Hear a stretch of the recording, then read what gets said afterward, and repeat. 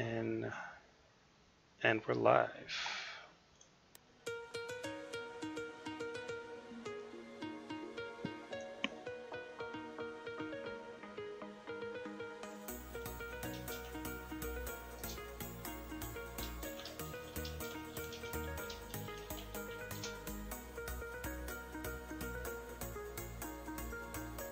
Oh, real quick. So you remember? Never mind. I'll tell you about it later. It has nothing to do with what we're talking about today. Okay.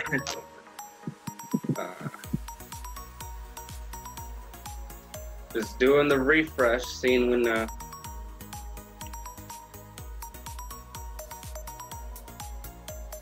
I did do a TaskRabbit job yesterday.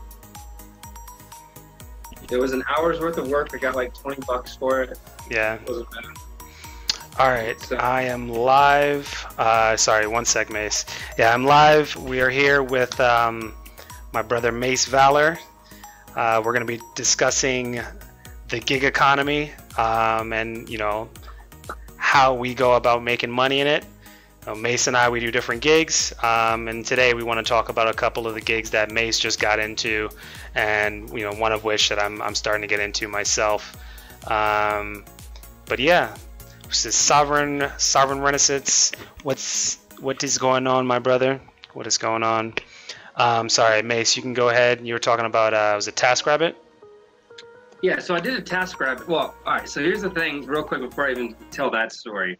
Yeah. The whole premise of being a part of the gig economy is to diversify. You don't want to be stuck into one revenue stream. You want to diversify as much as you can. So be right.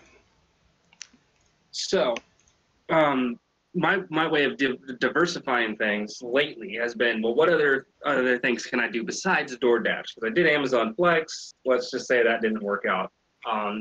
Tale as old as time. Right. Then I was doing DoorDash for a while, and DoorDash, I mean, if you work it properly, if you know how to make money in DoorDash, you can make some decent money, but nothing to rant and rave about, right? Mm-hmm. So, I heard about TaskRabbit, and the reason why I never signed up is because I didn't want to have to pay for the background check. Right. Just in case. Oh, what if like the background check's good, but what if they're like, oh yeah, everything's good, but we're not hiring people in your area, so we're just going to keep that 20 that you get. So I was real lenient on it for a while. Yeah. And then finally I was like, you know what, let me just check it out. And through TaskRabbit, I was like, well, what other apps are there like TaskRabbit? And then I found one called Handy and one called Takl. And they're very similar to TaskRabbit, but I kind of like the way that the payment model works on those. Now it's a give and take. It's give and take, because I have my payment issues with both of those apps. At least with TaskRabbit, when you're like, hey, you're getting paid this much per hour, you know exactly how much you're making. But there's a lot of easy jobs that you can go knock out, and you can only get paid for like the hour or 2 hours that you were there. Whereas with Handy, you can go do a job that would take you like 30 minutes, but you get paid for the entire amount of time, because you're paid for the task more than you're paid for the hour. And when you think about it, yo, hey, what's up, SW? When you think about it, when you factor in how many hours you're actually working into how much money you're actually making, you're making a crap ton of money. So the way that I mathematically put it all out, from the time that I start driving to my destination until the time that that job is completed, I count back my working time. Oh, okay. Okay. Yeah. So it's usually around an hour. It's usually, most jobs take me 30 minutes to get to, and most of them are mounting TVs. And it takes me anywhere from 15 minutes for a simple bracket on the wall, or one that has a swivel arms and stuff with larger TVs. Those take a little bit longer, maybe about 30 minutes, sometimes 45 minutes. The longest one I had to do was an hour, but that's its own story. Yeah. But yeah, so if you mathematically put it all out, the $50 that I get for that job for the 1 hour of work that I put in, that's astronomical, right? So. And that was that was TBH? on Handy. You said TBH? Yeah, what's TBH mean? I have no idea. Your laptop is shit. Yes, my laptop is shit. Thank you for pointing that out. Anyway, yeah, so that's with Handy. So the way Handy pretty much operates, if anyone has the app, they can request work to be done. Right. But let's say someone has no idea what Handy is, and they don't even need that, but they do need that service. So if they go to Walmart, they go to Amazon, they go to Wayfair or whatever, and they choose at checkout the professional installation, that's where Handy gets involved. So someone goes on Wayfair and orders some furniture, right? And they put expert installation. Handy then reaches out to one of us and says, hey, we need you to go do this, right? So then we go and do the given task. So that's actually really cool, because that's like our way to introduce, hey, this is who we are. Because a lot of people, when I first get there, they get our services for mounting their TV and stuff through Walmart. So they think we work for Walmart. We're like, no. We don't work for Walmart. We're a different thing altogether. So in every job I was going to this past week, they were asking, because a lot of people were just moving in, so they needed their TV mounts and all this stuff. So they were like, hey, can you do XYZ while you're here? And my thing is, can I do these things? Yeah, but I have to do it through the app. Because I've literally had people say, hey, if I give you so much money, can you go do this real quick? And I'm like, it has to be done through the app, because we're only you're insured as our client. You're insured for any work that we do. But any jobs that we do outside of the given task that we're assigned to do, we're not insured for. So it protects us, it protects you. And so the light bulb came off in my head, because you want to get recurring clients and stuff. But a lot of these people don't even know what the app is. Like, they do it all through third party. So when you say that you're on your way and you're messaging them in the app, they're just getting text messages. So they don't even know.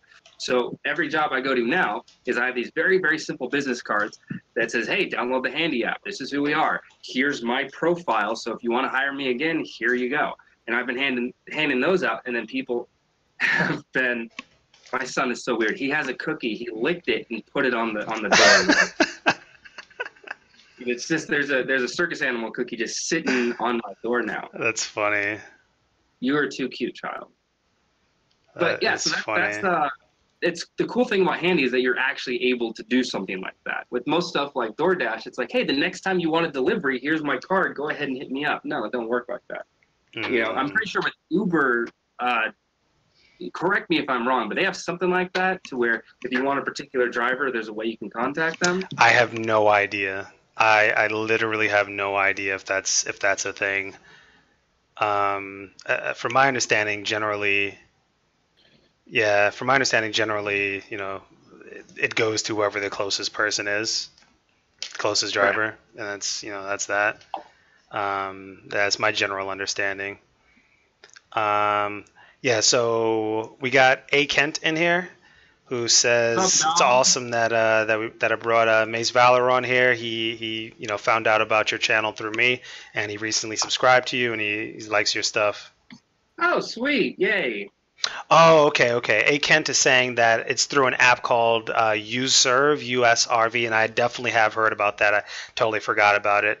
It's like a third-party app that you can use to schedule with a specific driver to pick you up. Yeah, but like both the driver and the passenger have to have both Uber and the app, so it's kind of a lot. Oh yeah, because people primarily want just one thing, one and done. They don't want to do all this extra. Yeah, just to keep it simple, you know. That's one of the I think that's one of the big things about the gig economy. It's just it simplifies things. Like it simplifies things and it brings costs down for the most part. Well, I guess not necessarily bring costs down, because to get food delivered from McDonald's is going to cost you extra money, right? But it's a service that was impossible before, these delivery services came into existence. Oh yeah. Yeah, it's like McDonald's wasn't going to deliver food, so got to have somebody else do it for you. And how are you going to do it? How are you going to pay them? How are you going to let them know what you need? That's something I was always thinking about. What's that? When it came to delivery, yeah, I've always wondered, well, why not Domino's, Pizza Hut, like all these pizza places? Why don't they just cut off the overhead of having these employees, and all of their drivers are delivery people, right? And I thought about it, and it from just pure money wise, it would be very beneficial for them. The downside is you would remove that whole their branding of what Domino's or Papa John's or whatever, their brand of having one of their delivery drivers show up. That means a lot.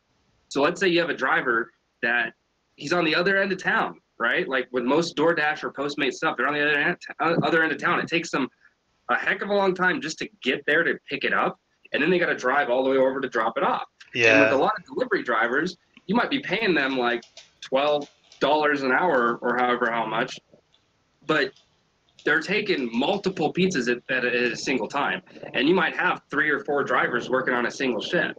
You know, so right now with the way that everything is set up, I don't think Domino's and Pizza Hut and all them, they should kind of keep what they got going now. But I do think that if the kinks were kind of worked out with a lot of these delivery programs, where if there was some sort of like beneficial partnership, like, hey, you're going to drive for DoorDash, but during this time slot, you're going to be driving with Domino's. So you're going to drive from this location. So you want to get the pizzas that you got, go and deliver them, and then come back. If they did some sort of partnership like that, I think it'd be super beneficial. But who knows? So A Kent is saying that they would lose a level of quality control if they do that. That's exactly what I was thinking. Yeah. And that's why the whole partnership thing, if it was kind of set in stone in such a way, that would be the only way to kind of reinforce it. But yeah, but the quality, you're right, the quality control is a huge reason why they don't go forward to do that, because that's part of their brand, that's their promise. Right, exactly. Versus restaurants who are delivering food, and if something crazy happens, they can kind of just throw their hands up and say, hey, that was Postmates, or that was Grubhub, or something like that. It's like that wasn't us. Right, because when you order from these restaurants, most of them, you get it from the app. Like you go to Postmates or DoorDash, you order from their menu. So you blame the delivery guy, not so much the restaurant. Right, exactly. Everything. Absolutely. There are a couple exceptions. Like I know with Wingstop, you can call in, and then Wingstop will then forward the delivery, because they don't have their own delivery people. They just forward it on to DoorDash. I think I heard something like that somebody who does like Postmates videos. I really can't remember who it was now, but I think I definitely heard something like that. That's interesting. Yeah, that's really interesting. Let me see. We also got, was this Sovereign Renaissance? He said he just recently got was it Postmates, DoorDash? Recently got deactivated by DoorDash for low ratings and wasn't notified beforehand, given a chance to fix the low ratings before being terminated. So I was just saying that kind of sucks, but it's the nature of the gig economy, and that's why it's best to have multiple gigs, multiple sources of income. So if something like that happens, it's not really that big of a deal. And for Sovereign Renaissance, it seems like that's the case. Didn't seem too bothered by it, but still sucks a little bit. So that begs the question: what specifically was the low rating? Actually looks pretty freaking. Wow, this is like. No, I'm just trying to check on the streams. I don't know why, but it's not showing me your. Because you're live right now, right? I am live, yeah. Yeah, it's not showing me that you are. It says that you're hosting someone. Oh no, I'm live on YouTube. I'm not streaming on Twitch. Oh, I'm so stupid. No wonder. Oh okay. No, it's all good, dude. I wanted to check it out. You said it was looking pretty dope. Yeah, yeah, it's pretty slick. Yeah, it's a pretty slick stream. Oh yeah, that's dope, dude. Whoa, you're like in space, dude. Whoa, in space. Yeah. Oh, nice. Okay. Yeah, so the question that I would have is, what specifically were the ratings that were low? Because there are certain ratings that they can't kick you off for. Like acceptance rating, it can be like a 1%. They can't kick you off of it, because that's the whole premise of being an independent contractor. Mm-hmm. You choose what jobs you want to take and which ones you don't. Yeah. Now, if it's something like delivery time or whatever like that, that's one that DoorDash guy talked about a lot, was because they've adjusted it not too long ago with DoorDash, but they had this thing to where you had like expected to deliver at a certain time, but the time that we have on our phones is different from what the customer time is. So we basically get our time as soon as possible, and they calculate, oh, so you're at this location, you need to get to the pickup location in X amount of time, or else you're going to be late or whatever. And then the same thing once you pick it up to the customer's house. Now, as with everything, they calculate it in a straight line. They don't calculate actual real world traffic. or traffic conditions for that matter. Yeah, that's one of the craziest things. Like Field Nation does something similar, but I mean it's not that big of a deal. It's just when you're looking at a work order, it's like, do I want to take this 20-mile work order? It's like, okay, then you actually go into it. And it's like the job is actually like 30 miles away, right? Because of all the twists and turns, it's not a straight line, or you have to go, south and then go around the water and back north, and it's just kind of crazy. But yeah, we got A Kent here saying, yo, if Mace is a military guy, there's some gig economy for military. He says, dude, there's so many of these gigs out here, it's redonkulous. Can you provide us with an example of one so I at least have a reference? Yeah, I've never heard of any gig economy for military. Dude, could you imagine? Could you freaking imagine, like, you get a work order routed to you to go like fight in a battle real quick or something? Could you freaking imagine? These guys are talking shit on Reddit. I need you to go beat their ass. Oh my God. No, not like that. Not like that, but like the actual military. Like that would be if you could imagine, like, let's say there's a war on our soil, right? And they need additional support at Fort Knox, or I don't know. And wait a minute. Yeah. Honey, I'm sorry, I gotta leave. I got a battle beef. I gotta go, man. They're trying to take over the Hoover Dam. I gotta go. Yeah, man, you gotta, paying you $200 for 30 minutes of your efforts. Yeah. You got to bring your own weapons. Here's the kick: you have to bring your own weapons. You have to bring your own ammo. You have to supply your own equipment. It's a lot. I mean, you do a couple of those. And you'll have enough money to recover the cost of all your equipment and everything. You'll be good. Oh, easy. Yeah, easy peasy. They leave you like a review.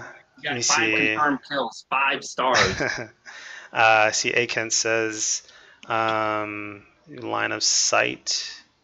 I don't know what that means. Yeah, they do line of sight. Check out Dolly.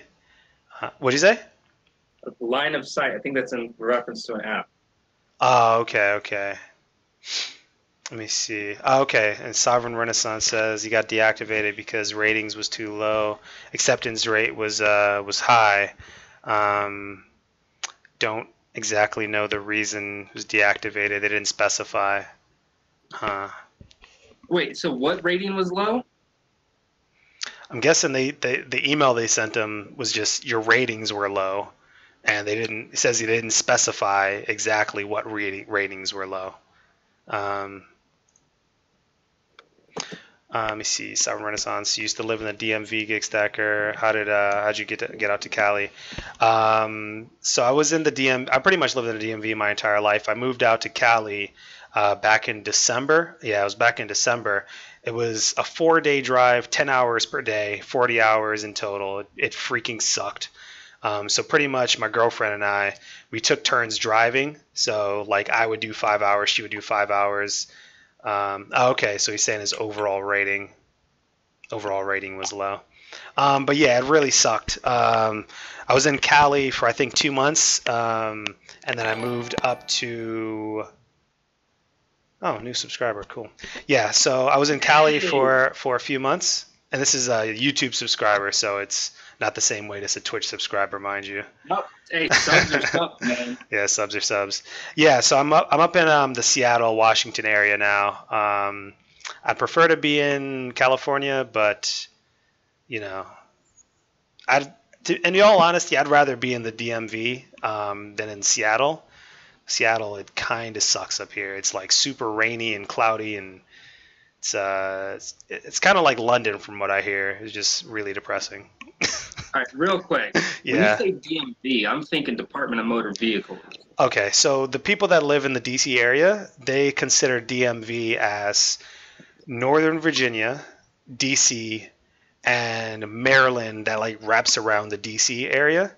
So, because like, okay, got it. Yeah, because it's kind of weird because the culture there is like outside of those areas, it's very different. But Maryland, DC, Virginia, like centralized right there, we're kind of one person. I mean, not one person, one people. So DC, Maryland, Virginia, gotcha. DMV, yeah, it's DMV. Right. Most people think it's Department of Motor Vehicles, but no. Yep. Nope. All right, so here's the downside. Now, with a lot of these apps, this is kind of going back to Handy real quick. With a lot of apps, there's a downside. So when Handy first launched, they had customer and provider support. So there's a phone number that you could call.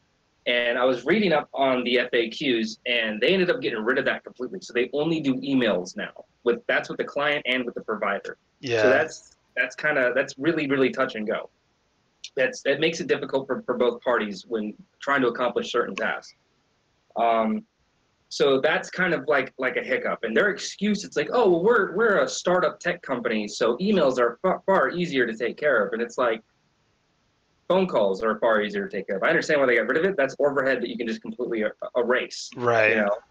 So I mean, it just is what it is. You got to kind of just like adapt to it. Now, fortunately, on mine, I haven't had any issues as far as that was concerned yet. Mm-hmm. But the other downside of the app, let's say I go to a location, right, and I arrive, and upon arrival, within the first 30 minutes of my arrival, they cancel. Oh, yeah. I do get compensated. I get compensated $15. Now, some people online were complaining about it, saying like, well, what the hell? But it's like, when you think about it, well, at least it covered your time and your gas to at least get to the location. So it really is better than nothing. But here's where it sucks, though. The reason why I dislike that, to touch on that one more thing. Let's say you get somewhere, you can't talk to the customer. They're not answering the phone. They're not responding to your messages. You knock on the door. No one's home. Or if you're at a gate and you can't get in, if you wait 30 minutes, there's an option in the app to say, hey, they're not here. I can't talk to them. They're not responding. And you click on it. You still get the full payment. For the job. Wow. Up to 3 hours. So different jobs have different pay rates based on the complexity of them. So you could make up to $70 if that person didn't show up. So okay. I mean, that's one of them that's okay. It kind of makes sense. Sorry, real quick. Kent's asking, how long does it take for you to be paid via Handy? So with me, the week is Monday to Sunday, right? Yeah. And then Monday they send the payments out. So it's really up to your bank. That's how it is to get paid from Handy. Oh, okay. So for the last week that I did, when I first started, my first couple of days, I only worked like 2 days. I got paid $80, and I didn't see that money until Thursday. So, well, technically, I guess Wednesday night is when my bank released it or whatever. Yeah. But so that's when I got paid from it. It took a few days after. So, like, the money that I have now is a lot more than my first week. It's substantially more than my first week. However, I'm still not going to see it until next Thursday, damn near. However, after you've been working with Handy for a while, this is where it kind of gets a little interesting, right? After you make your first $200, then you have the option to cash out now. So in the future, I can cash out now, and they'll automatically send it to my bank. Now, that's touch and go because it's still up to my bank on when they're going to release it. You know? I see, yeah. So, is there like an additional charge for you to get the money early? Yes, it's $3. Oh, right. You were telling me about that. I totally forgot. Okay, so that's handy. $3. So $3. And I could sit here and be like, well, what the hell? I don't have to pay this fee. But if you think about it, it's like it's a convenience fee. It's like, I'm getting paid early, screw it, Yeah, So there's that aspect of it. Now, the downside about working a job is if there's certain windows that you can be charged if you don't go to a job. So if you cancel within 48 hours, you get charged $10 for that cancellation because they have to find someone else. Jeez. So that sucks. If you cancel within 24 hours, it's $20. If you cancel within 12 hours, it's $30. All the way up to the maximum that they'll charge you is $50. So if you don't even show up, they'll charge you $50. Or if you cancel like a couple hours prior, that's $50. So that's crazy, dude. Yeah. Now there's pluses and minuses to this whole Handy thing. Now I've been trying to go in and redo, or not even redo, but I've been trying. There are certain jobs that I just won't do. Right. Like one of them is I don't like to do the cleaning services. because I know everyone's kind of particular with their own home. So that's just one avenue I would kind of stay away from for me is, doing the apartment or house cleaning and stuff. And I don't want to do painting. And I told you a little bit about the painting thing. So just for the stream, I was working a job, and when I got off with the job, I got someone went online and they saw my profile and they made a request. So I got an alert on my phone. This person asked me to do this job. Do you accept? And I declined it. And the reason why I declined it, now listen to this, it was $140 for 4 hours worth of work, but they wanted me to paint a 6-bedroom house. That's so ridiculous. Right. So, and the way it works is it's all based upon on time, right? So painting, let's say painting, you get $25 an hour for painting, let's just say. So 4 hours is however much, or however, I don't know the number, but that was the number, right? So they wanted to have their house painted, but they didn't think like, oh, it's just painting, it shouldn't take that long. Really? Okay. So they wanted to spend as little money as possible to get their house painted. So when they went in to request a job, they put 4 hours. And you can go into the app once you meet with the customer and extend that time. But because of how it is with Handy, it's really difficult to get a hold of, because you have to get a hold of customer service for them to, because you have to talk to the customer and both of you have to get a hold of customer service to then increase the amount of time for the job so that you get paid. And now there are stories that I've read online of people working with Handy that, they do this whole correspondence and they try to get a hold of them and they can't. So then they go into the app and they message back and forth and they agree on the extended amount of time. Yeah. But then that person does all that work and never sees any of the money. Ooh. So something like painting, I just completely ignore. So, I mean, and it was a furnished, lived-in home, which meant that you gotta move furniture away from the wall. You gotta drape everything down. Like the setup alone is gonna take, to set up the room just to get ready to paint, is gonna take 20 to 30 minutes, just depending on the size of the room. Per room. Yeah. Jesus. That's setup and takedown. 30 minutes per room. Okay. Crazy. This guy is asking for a job that would take normally 2 days if it were just one person doing all this stuff. That's 2 days working relatively quickly with the windows open so the shit can dry fast, Yo, that is so bonkers. I wonder if he was really trying to get over on, whoever the tech was, or you in this case, or if he just didn't understand how intensive this was going to be, It's like, it's just, you just come in and paint. It's how hard is painting? Yeah, I think that's what it was. I think he just didn't click in his head, like, oh, how difficult is this? Anyone, I can do this. Anybody can paint, right? Yeah. So I declined the request, right? And I actually had to block the guy because I declined his request. He instead went onto my instant booking and booked me for the 14th of June. He's like, no, you're not going to decline me. You're going to do this job. Jeez. And so the downside was, let's say, for example, if this guy would have said, you're going to paint my house and you're going to do it tomorrow because right now you don't have anything on the schedule tomorrow, so you're going to do it tomorw. Yeah. I would have been charged a fee if I were to cancel that. What? That's how that. Hold on. That's something that's like I'm kind of like afraid of. So having the instant booking is really cool. I've got a lot of jobs for instant booking. Yeah. But the downside is, what if I get a job for tomorrow that is a job that I just can't do? So I've been looking for a way to go in the app to kind of like estimate certain tasks, and I haven't been able to find one yet. That's crazy, dude. All right, so real quick. Oh, sorry. Go ahead. Yeah, go for it. Okay. So I'm just gonna try to catch up on the chat. Let me see. So A Kent says that one way to get around the whole waiting until Thursday thing is to get the Cash App or PayPal routing number. So I had never heard of either of those two. That's pretty interesting. And then he's also saying that sounds like he would put a mechanic's lien on that customer if that happened. If you did all that extra work, you agreed on getting paid extra for all that extra work, and then ended up never seeing a penny for it. Right. So I've never heard of a mechanic's lien before either. Have you heard of that, Mace? It's like a contractor's lien. So like my mom, for example, because it's half up front and then half when the job's complete. And so she had jobs where people were just assholes. They give her half up front, and then the job was complete, and they're like, all right, I'm not going to pay you.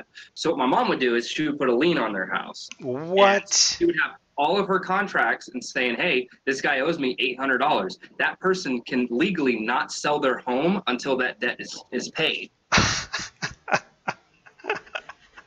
Dude, that's amazing. I had no idea you could do that. Well, then you learn something new every day. It's very interesting because we live in a world where there's so much of our own sensitive information that we have no control over. Right. But at the same time, we can do that to other people. For example, there was a guy who he put a lien on Bank of America. I heard about this story. Yeah, I heard about this story, yeah. Mortgage, like his mortgage was already paid off, and they were still like trying to send him money, right? Or still trying to demand money from him. So he like put a lien on them. They never paid for it, so he showed up with the sheriff's department and started loading furniture out of their offices. Like, hey, I seized this bank because this was the location where I had all my loans through. My loan's been paid. You guys are still taking money from me, so I'm getting back what's mine. And once. And they ignored it for the longest time. When the guy showed up with the U-Haul in the sheriff's department, and he was going in loading furniture out of the store, and the sheriff's department was like, "Yeah, you guys can't do nothing about it legally. This guy has every right to." Right. And so they promptly paid on their debts that moment. I bet they did. I bet they did, dude. That wasn't like a lien or anything like that, but I had something happen to me when I worked for DirecTV. So I was a contractor, and what these companies would do is when you leave their company, the contract company, they would hold your pay for 90 days. They would hold your pay for 90 days, your last check, just in case if any of your work orders came back as having issues. And, my 90 days goes back, and this guy's like, not trying to pay me my money. He's not answering my phone calls, not answering emails. So you know what I did? I freaking, got all the business information, went to the courts, and filed a lawsuit against him for, all the thousands of dollars that he owed me, right? Yeah. And the moment that he got that lawsuit, he was like, "Oh, let's how can we settle this? I want to pay you your money, Jamal. I want to pay you your money right now." Ended up having to fly his manager out to Maryland, pay me cash in hand at the courthouse, so that I would drop the court case. Dirty bastards. I mean, all right, that's an awesome story, but it made me think, we live in a world where it's like you could definitely go forward and argue like, hey, you want to pay my money, that's cool. I've actually come on hard times because you didn't pay me, so I'm going to need a little bit more. You know what I'm saying? Yeah. But it's better, I agree with the fact, like, hey, get what you got, get what you deserve, and it's better than pushing shit out, because that's frustrating, man. 90 days just to wait for your last check. That's ridiculous. And then they still don't pay it after the 90 days? Like, that's the part that's garbage. Yo, I was so mad, man. I was so mad, boy. And this is a company that I drove all the way out to Tennessee to help them start up a branch out there for, I did that, came back to Maryland working for them again, and then they pull that on me. It's like, nah, you guys are the worst. I think the reason they settled was because they didn't want me to set a precedent of, contractors knowing that these companies can't get away with this stuff, They wanted to do it under the table pretty much. Oh yeah, they always want to keep that. They always want to keep it hush hush. Anything that doesn't make it look bad. Mhm. I really wish that I had just pressed on with the lawsuit, just out of spite. Yeah, oh man, if you could have, it would have been dope to see that outcome. Yeah. But it is what it is. So the other thing I want to talk about, if you catch up on the chat if you need to. Oh no, that's it. Okay, cool. Yeah. So the other thing is, I'm trying to see if there's anything left with Handy to kind of discuss. Did I mention the business cards? I'm pretty sure I did. You've talked to me about that. I don't think we've talked about that on the stream. All right, so what I did was I took like $15, invested in really, really super cheap, super basic business cards that I picked up from Staples. And a lot of these people don't know what any of this is. They don't know what Handy is. They think I work for Walmart or Wayfair when I come to install or assemble, Oh, whatever. I see. So That makes I'm like, oh, sense. by the way, I'm with Handy. Here's my card. If you need any more work done, that's who it's through. And a lot of these people, they're brand new to the area, and they're like, oh wow, I need my curtain rods hung up, or I need this installed here. I need everything. Yeah. And I've got money and I don't have time. So how about you do it for me? Yeah. So Well, that's cool. that's what I noticed with Handy. A lot of the people doing this, they have the money to kind of throw it out, right? Right. And I talked about this in the video I made earlier. Oh, sorry. One sec, Mace. Yeah. Just corporate America is a business, not a country, to a certain extent. Let me see. And then I guess A. Kent was saying that's exactly what it was for them not wanting to make everything public, the company that I sued. And then A. Kent is also asking, when you go out and do these Handy work orders, you have to wear the Handy shirt. You have to? Yeah, he's asking if they require that you wear the Handy shirt. They legally cannot require you. All these independent contractors, to a certain extent, unless it's like let's say that's what the client wants. They wanted you to be dressed in certain apparel, then that's one thing because that's a client request. Right. But for the most part, the platform you work for can't force you to wear anything. So, like for example, I usually go out in button-ups, right? I just go out, look nice, I go in, do my job, and leave. But you can buy the Handy polo that they have on their site. It's like $15, $20 or whatever. Okay, that makes sense. Yeah, so just with that statement right there, I just wanna like emphasize this point. These contract companies, they cannot require you to accept a job. They cannot require you to wear a certain type of clothing, because you as a contractor, like, they would be violating their contract. That's how, like, doing that sort of thing is how these companies end up getting themselves in trouble and getting these class action lawsuits where these people are asking for employee benefits because they're being treated like employees even though they're contractors. And that's just one of the things that I'd like to say that I really appreciate about Mace, that he always tries to keep these companies honest. Whereas me, I kind of just go with the flow. If the money's there, I'm taking the money. And if they're breaking rules, it's whatever. That was an issue I had with Amazon Flex. Yeah. So at least in my area, I don't think I've even told this story before, but with Amazon Flex, the people that work at the warehouse, they have friends that do Amazon Flex. Yeah. So I've seen people that show up in like smart cars or whatever, and somehow they have a 5-hour block, and it's how are you going to fit 60, 70 packages in that thing? No. So they have a 5-hour block. They're getting paid for a 5-hour block, but they're getting like a 2.5-hour block handed to them by their buddy. Oh, jeez. So like I've seen that, and it's like you could argue it's like, well, that's just the perk of having friends. So that's one argument that you could keeping what it is honest. There have been times where I've gone in for like a 3-hour block, and someone slid over a 5-hour block to me just because I had a truck. And I told the dude, I can't take this. I'm scheduled for a 3-hour today. There was no 5 hours available. Yeah. And he was like, well, no, but you have enough room to take it. And it's like, I'm not going to accept this. He's like, well, you have to. And I'm like, no, I don't. And I kind of went into the spiel about him, and I ended up talking to one of their blue shirts. And there's the Amazon supervisors. They're pretty much with it. It's like the people that work in the warehouse don't really understand what Amazon Flex is. They don't understand. Oh, I see. Blue shirts do though. Right, so right. If anyone listening is doing any of that Amazon stuff, Flex, yeah. definitely go talk to the blue shirts because they have a better indication of how, like, hey, the people that work in the warehouse are employees, they're on the payroll. Yeah, these guys, they're doing their own thing. The blue shirts are the ones that send out the blocks, right? So they understand how the whole system works. Yeah, I don't know about that. I think they released the blocks. That's what was it? Flexing with Flex was telling me. She's kind of cool with it. Would know. Yeah. She's like cool with some of the people that are a little higher up in some of these warehouses. So the thing is, though, I do tend to miss Amazon Flex because I was good at it. Okay. I mean, comparatively, I make more money doing Handy, but Yeah.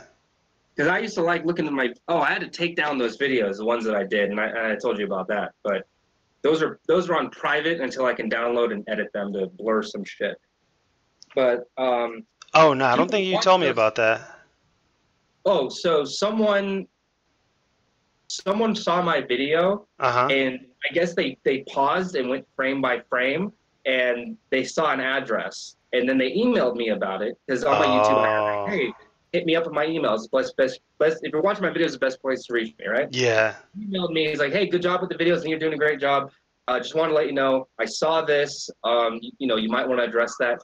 And like we did a little back and forth. I'm like, you know what? On my computer, my resolution, it wasn't like my camera. The resolution of my camera was far greater than the output resolution of my monitor, so I didn't catch that. Oh, so you couldn't see it. I see. Yeah.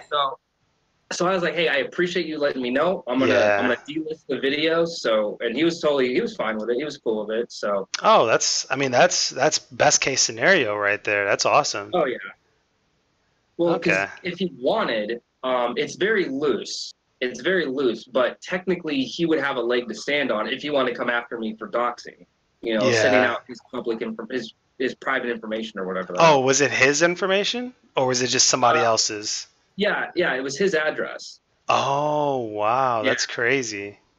So I was like, hey, it's I was really thankful that he came to me before escalating. Yeah, instead of going to YouTube or Amazon or something like that and trying to sue you. Like, don't get me wrong, I talk a lot of shit, but the people that watch me know that I'm level-headed enough to like, well, oh shit, my bad, let me take care of that. So, right. Okay, that's awesome, dude. Cool.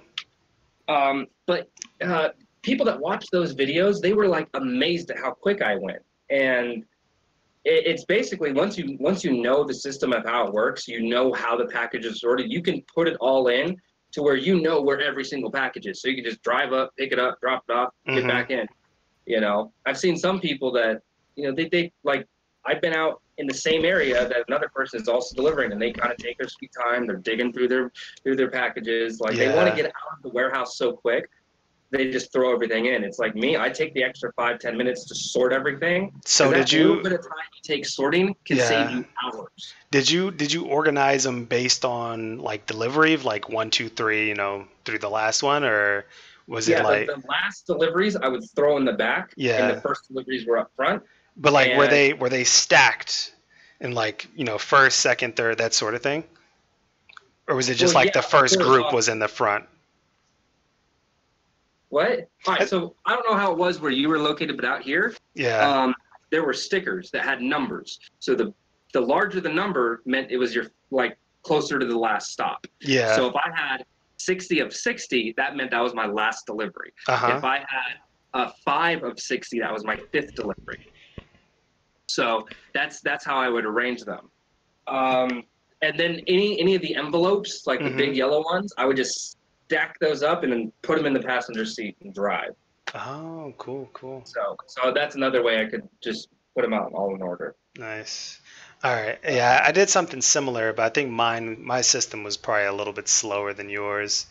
I pretty much just had it so that like my first zone was in the front, and then as I drove around and delivered them, whenever I got to the next zone, then I would like grab it and, let's say, from the back seat, move it to the front, and then so on and so forth. That's pretty much how I did mine. It wasn't like 1, 2, 3, 4, 5, 6, 7, which definitely would have been faster. I got a comment here from Sovereign saying, I actually like Amazon Flex. I want to start delivering food for them so I can get paid more. Yeah, it's the base 18 per hour plus tips, which can be pretty bonkers. I never delivered food for them though. Mace, did you ever deliver food for those guys for Amazon Flex? No. So the way it worked is I got set up to deliver food, but I never actually went out and did it because the timing was always really, really bad. So I would just get done. Like, I would go out and do DoorDash for hours, and then I would I've made a good amount of money. I'm done.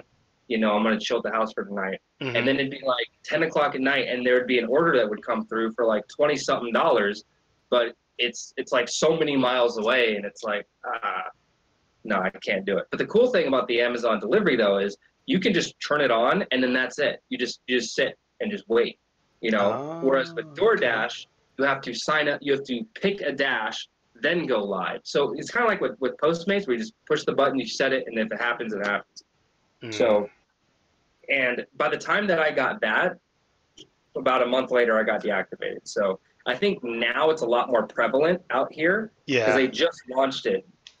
So when it came available for me, they just started doing it out here. So a lot of people weren't doing orders for it. I see. So it wasn't really popping off like that. Okay, that makes sense. Yeah, that makes a lot of sense. Cool. So the other job that I wanted to talk about was Takl. Right. And Takl's very, very, very, very simple.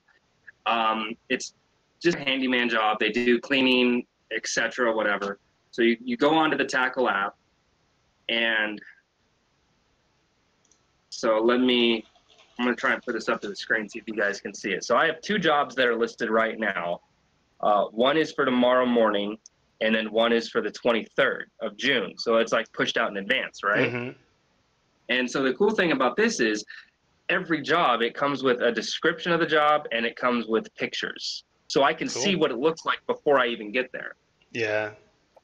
So the one downside is I kind of wish that the people in their notes when they ask for these requests would be a little bit more thorough, because they just really put out, need this done, need this done, need this done. But then you get there and it's like, well, let me clarify. And it's like, why did you say that now? So I can come prepared, you know?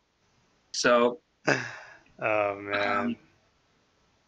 So the first one that I did for Takl was, let me see, past jobs. Okay, so I had to, this guy, he got hit up by his HOA. They were going to send him a fee because his yard looked like shit. So he needed his hedges trimmed. We need several different hedges trimmed. The ones down by the sidewalk, the ones up by his house. He needed some of the little twigs on his tree. He needed those trimmed. And all the dead leaves that were down on his lawn, it's all gravel. He needed all that like blown away. And it was a pretty sizable area. And he was kind of cool with the fact that I couldn't get every single leaf, but because I got when you went there, all you saw was leaves. But by the time I was done, you saw gravel. Granted, there were still leaves that were like decomposing up in the gravel. In the gravel, right. It was clear. So I was able to take care of that, no problem.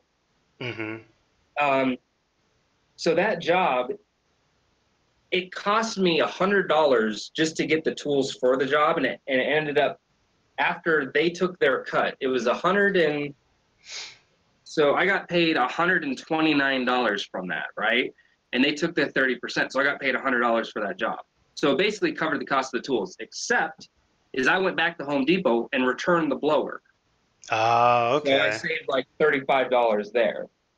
But now, like this job that I got to go do tomorrow, I already have the tools for it. So that's just going to be money in the pocket. Pure profit. Nice. Oh, yeah. The best job that I had with Takl was literally this lady.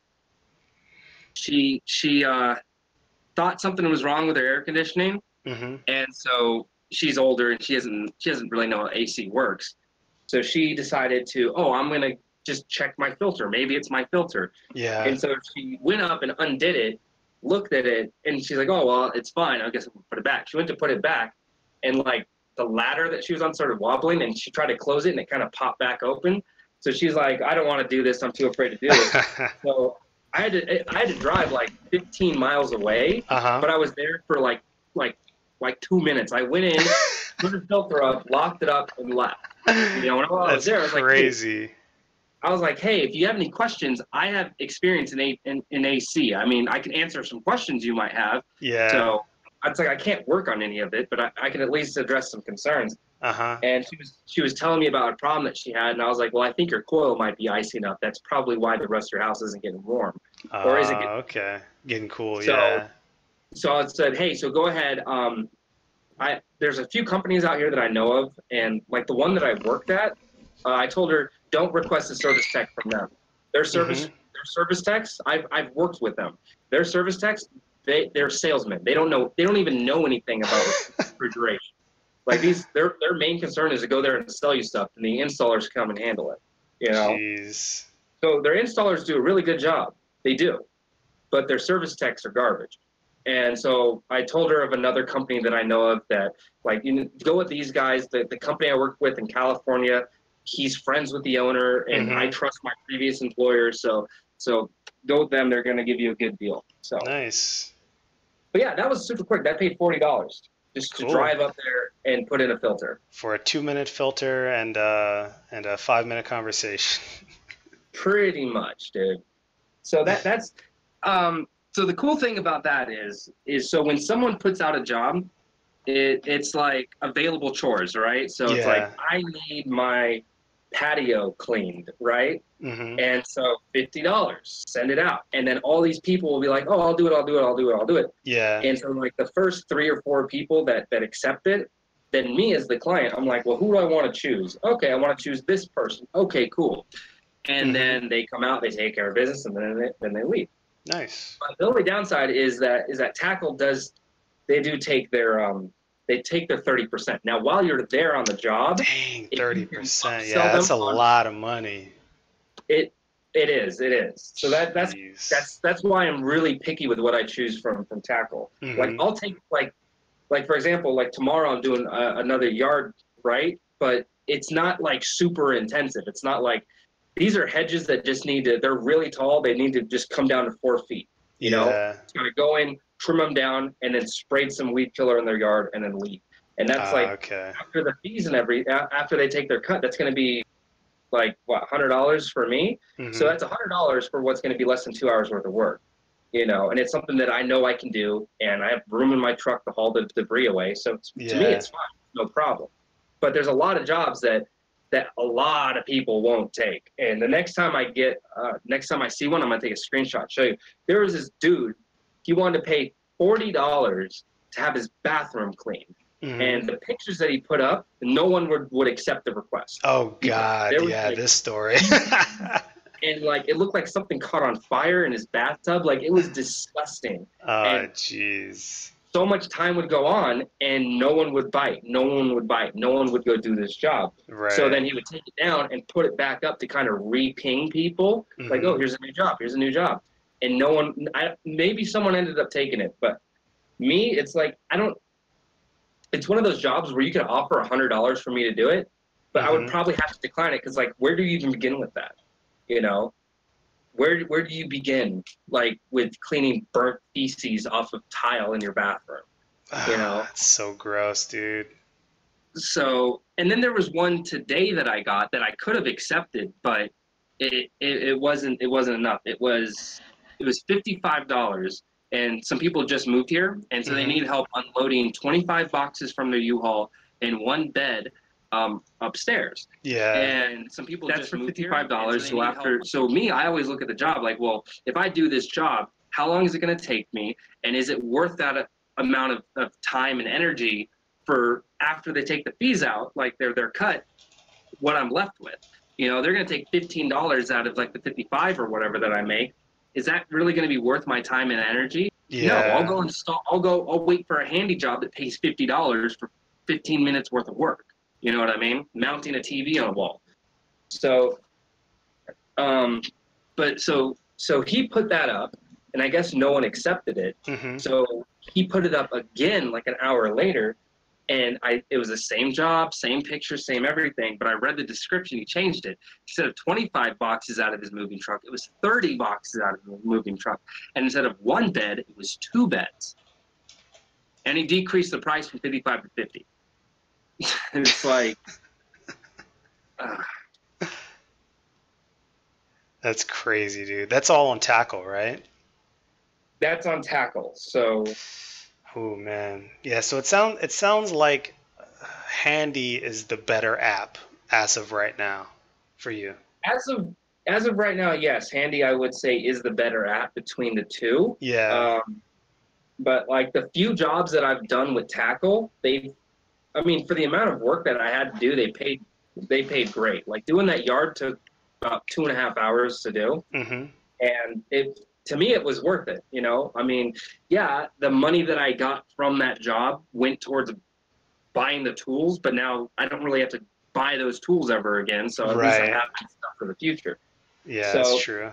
it's kind of give and take. So basically, where I'm at with Takl right now is I primarily I do reasonable work, you know, and the two that I have coming up, the one tomorrow is relatively simple, but the one on June 23rd, that one I'm a little leery of. So whenever you do yard work, there's this thing called a disposal fee. So Oh, if I sorry. do, Sorry, real quick, Mace. A Kent's asking, can you renegotiate the price before going out on Takl? um, I don't think you can. That's the thing. Um, uh,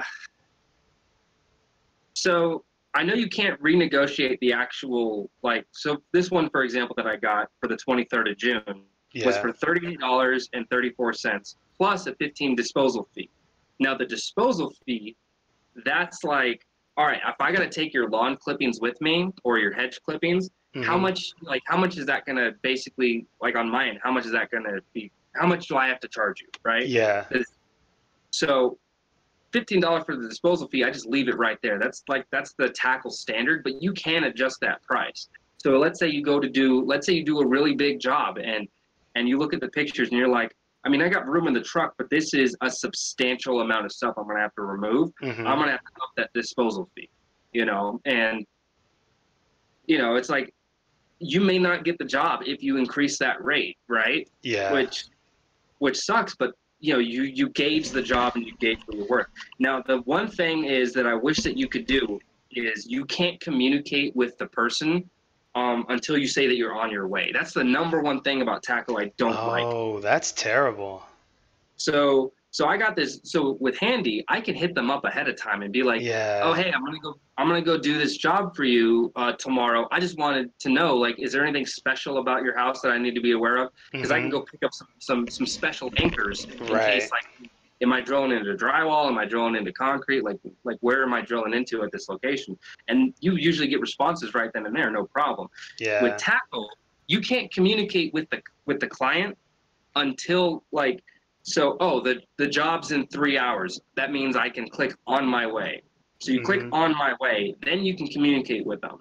And it's like they know where you're at. The moment you click on my way on their app, they see your GPS location to show that you're on your way. I So see. you you could hit them up and be like, hey, yeah, I have this job that I'm doing for you. I just need a little bit more information before I head out there. I want to go pick up some stuff from the store, make sure I needed anything. Uh-huh. And like this person, her job says she needs weeding done in her front yard. She needs grass removal.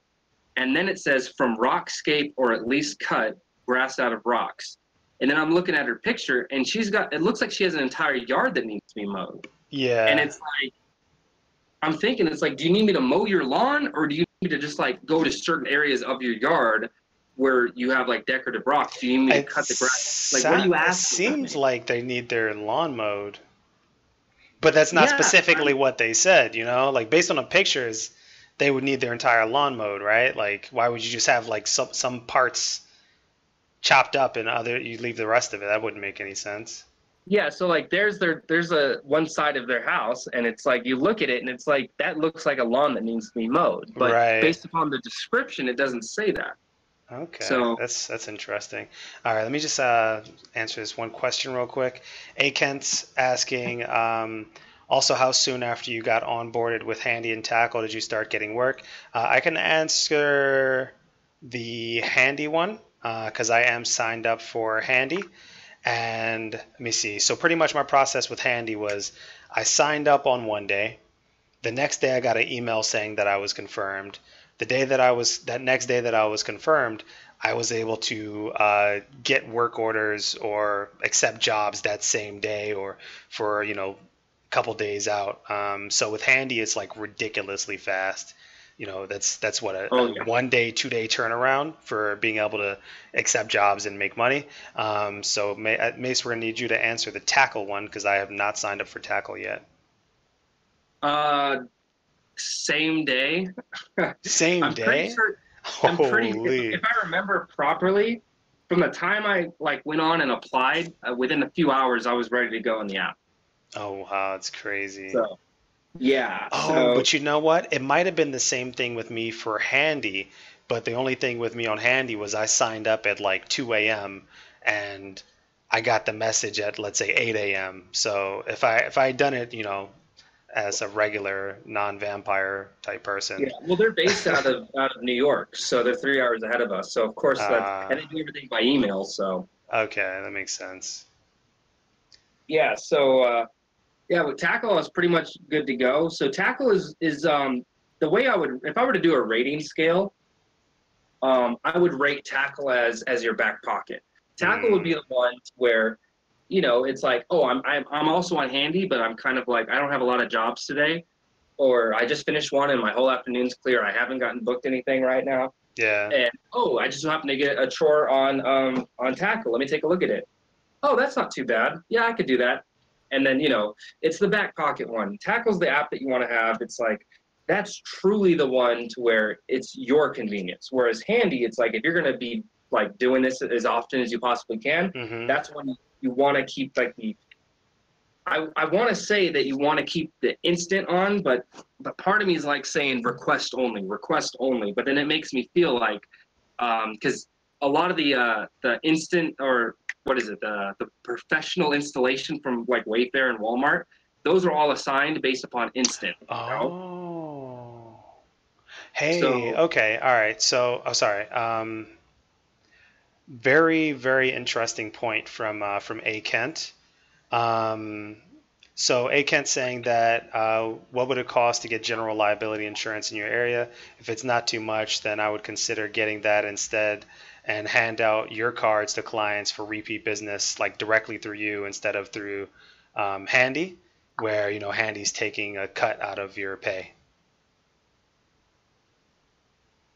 So that's very interesting perspective there. And I can just say from experience, I think I've got like 1 million or 2 million in liability and business liability insurance for my Field Nation work, and that cost me about $27 per month. I'm not sure what it would be in Vegas. I'm expecting it to be less out there, but what do you think about that, no, it'd be Mace? more out of here. Oh, really? Yeah. So the reason for that, it's just because it's Las Vegas. Everything's more expensive out here. Oh, interesting. Okay. I mean, the cost of living is low, but like my insurance rate, like it's $170 for me to have insurance on my truck. It, Oh, okay, and okay. when I was living in California, it was $30 a month for the same exact coverage. Yeah. Oh, hey Mace, you're oh shoot. Oops, oops, oops. You're lagging out a little bit on the Discord. I am. Yeah, yeah, Oh, it's yeah. Just give me just a moment. I'm trying to end my stream. One of my followers hit me up and was like, "Hey man, your stream's like really bad right now." So I'm kind of closing out on that. oh, okay, okay, I We're got you. gonna keep it. We're gonna keep it going on your end, but All right. attempting to do anything worth a damn on this computer is a pain in the ass. So, All right. okay. Yeah. How do I like? I can't even force like Streamlabs is like keep talking, keep going. Okay. Uh, Yeah, so like with something like Field Nation of handing out business cards and telling, these businesses, hey, work with me, and I think that would be a bad idea. Um, like letting their corporate create their work orders through Field Nation, I think is a good idea. It's a great idea. But for something like Handy, like let's say I started getting into Handy, and I go out there and hang one TV for somebody, and they want me to hang 10 more TVs. Um, and I do have my own business insurance. I think that might not be a bad idea for me to give them my own personal, um, especially with it being fully insured and whatnot. But the one aspect of doing it through Handy that I think would be good would just be for them to also be able to handle the not just the insurance aspect, but also the paperwork, any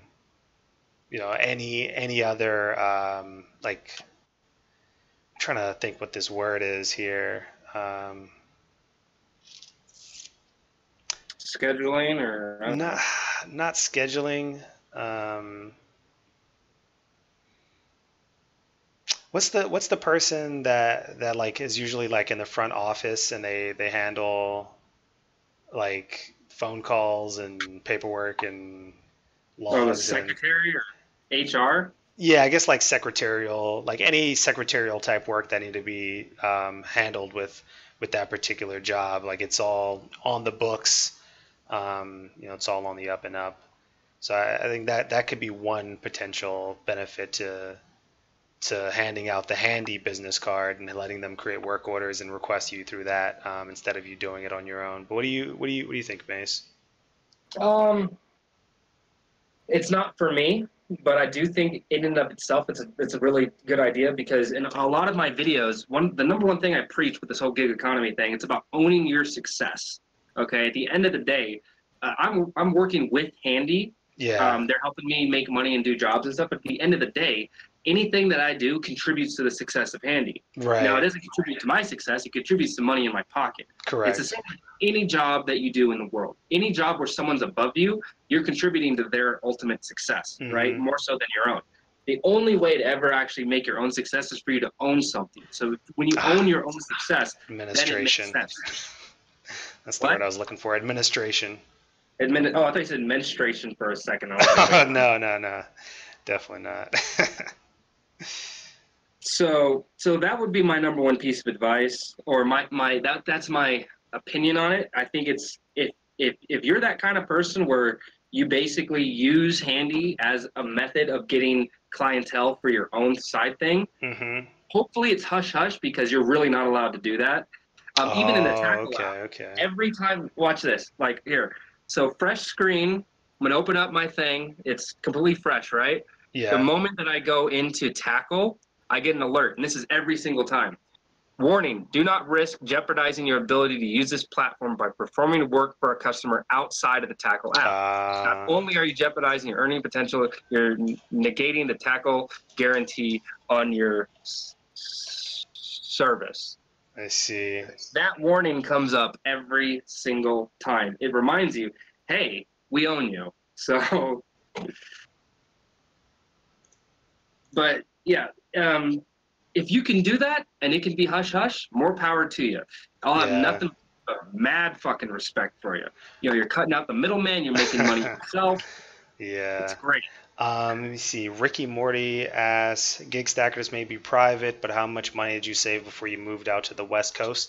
So I'm not comfortable saying a dollar amount on how much I saved, but I can speak in terms of cost of living. So I pretty much saved up 2 years worth of living before I moved out. Half of it was saved in an investment account, which was my emergency fund, saved in it was an ETF for bonds. So that was like 1 year's emergency fund saved up in that, and then a second year's emergency fund was in cash in my bank account, just your moving expenses and new vehicle expense and taxes and things of that nature. All right, viewers, what have we learned just now?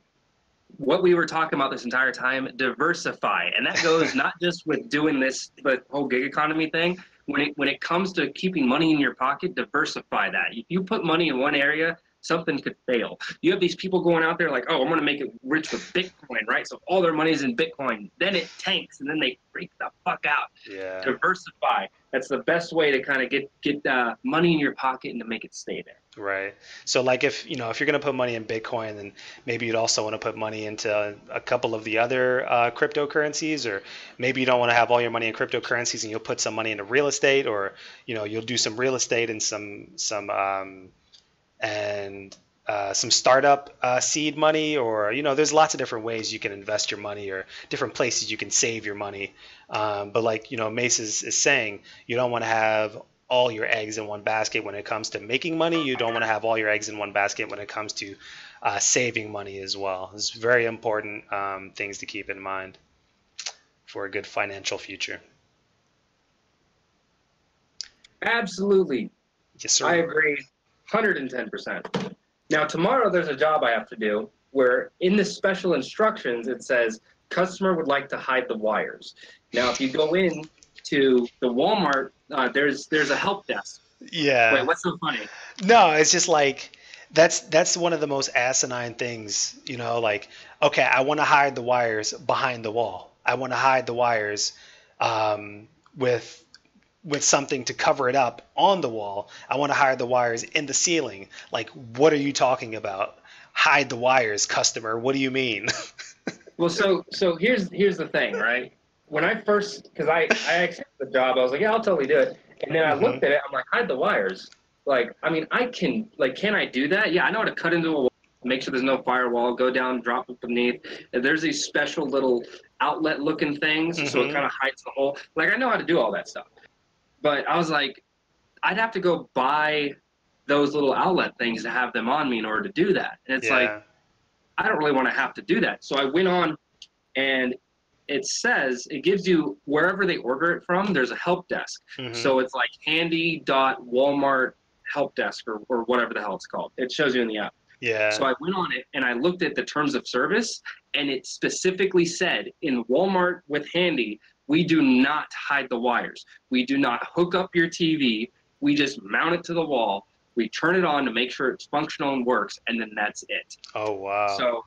So tomorrow I'm going to hit the lady up and be like, yo, I'm going to get ready to go over, but I saw that you had a special note. I just wanted to address that with you real quick. Not fucking doing it.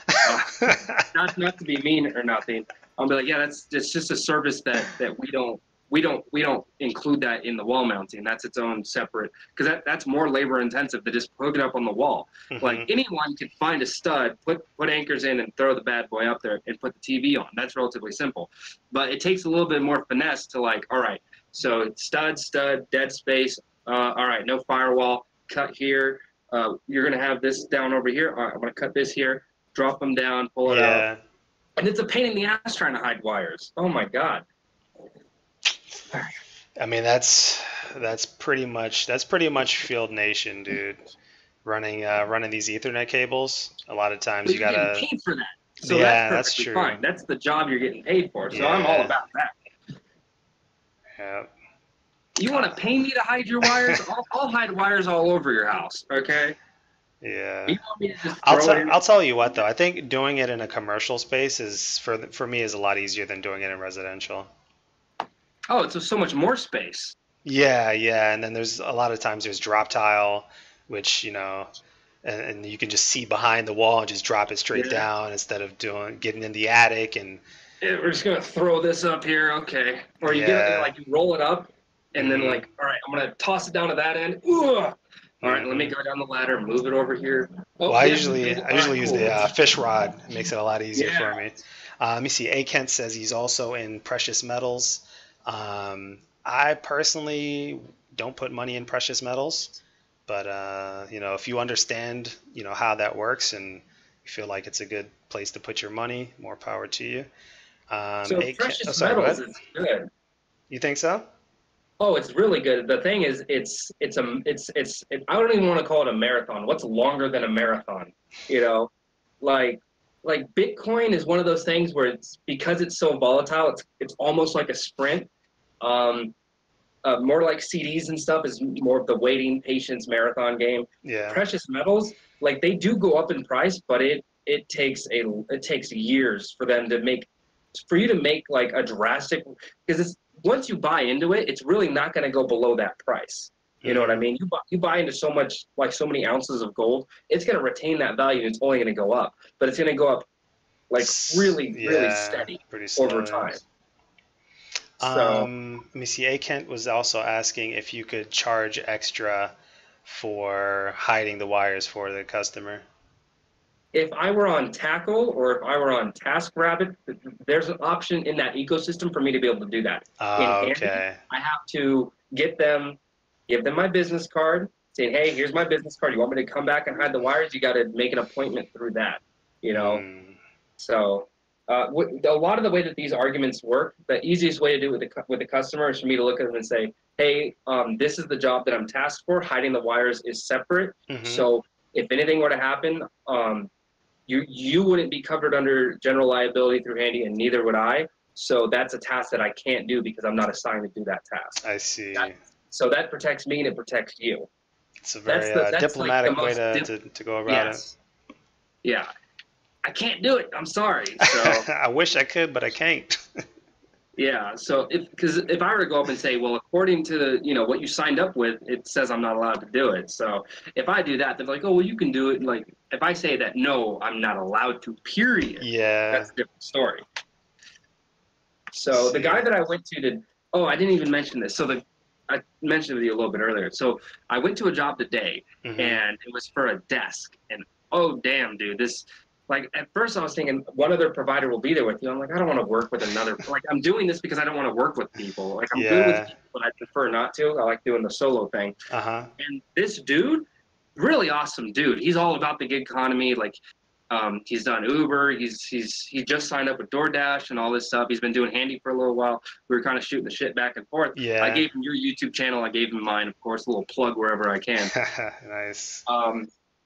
And so he was really cool dude, and gave him that, hey man, you've been doing this a little bit longer. Like he was doing it for 2 weeks. I've been doing it for a little over a week. And I was like, hey, here's my piece of advice. I showed him my business card. I'm like, you need to get these made. You get these made, you will have people directly hitting you up for work. And he's like, oh dude, that's amazing. I didn't even think of that.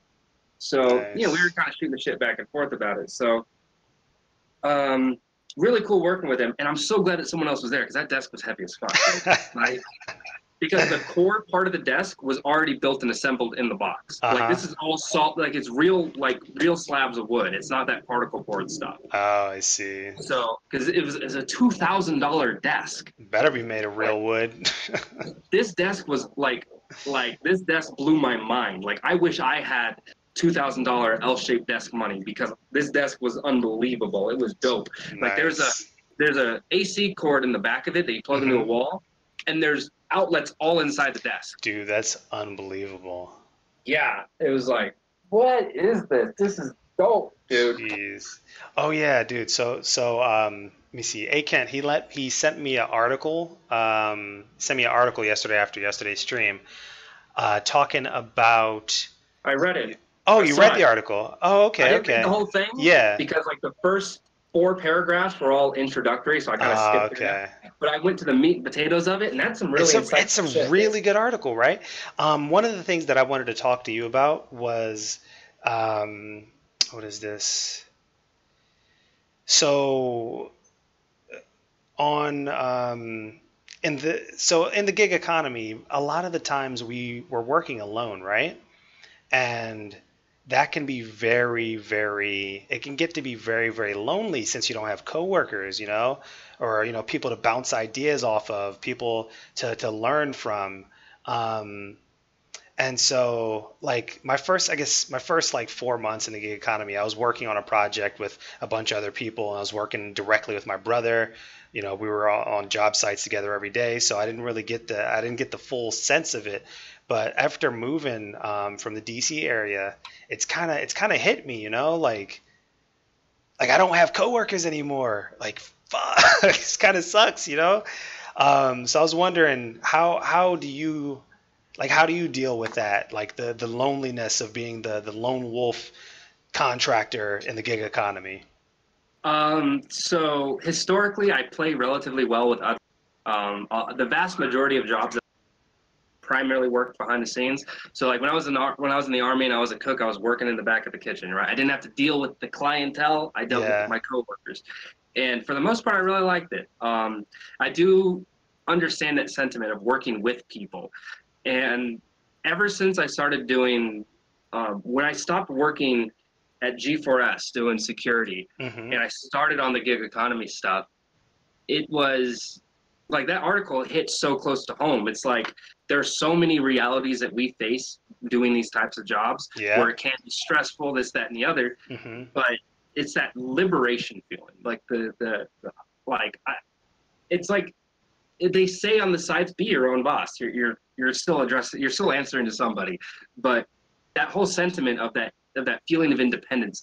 I really enjoy being able to come home and spend time with my kid.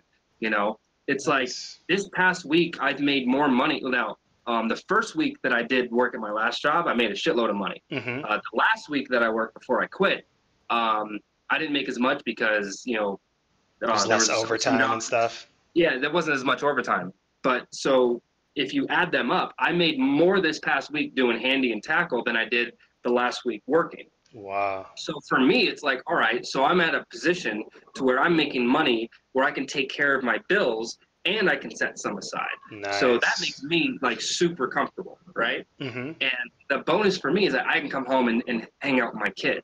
So and you're not stuck at work all day with a bunch of a-holes. Yeah, like those 2 weeks that I was working, don't get me wrong, I love working. I do. I've got a really strong work ethic and all that stuff, and I don't mind earning my money. You know, I don't mind doing that. But I value, like, I spent all my time in the Army and being away from oldest when he was this age, being able to be around it for it it's like it's worth not working with people. Okay. I really value the whole independence thing, and as far as the whole social aspect of it, that for me the way I do is I stream. If my life is The Sims, Twitch is how I make that social life. Okay, I see. Oh, yes. Side note, oh yeah, sorry. Go ahead. Side note. Since I mentioned The Sims, I gotta say this. I always have a thought about this. I really enjoy playing The Sims, but then after a while, I stopped completely. If I'm not gonna take out the trash in real life, why would I do it in a video game? Hey, you get to live vicariously through your Sims life. You know, that's you know, every time I play The Sims, it's always the same. My character is always the same. He's a womanizer and he writes books. Like, he has a day job. I make his skills go up for his day job, but he mostly writes books, and most of his money comes in through royalties and shit. It's like, I should just be doing this in real life, man. What am I doing? See, there you go. You're living vicariously through your Sims.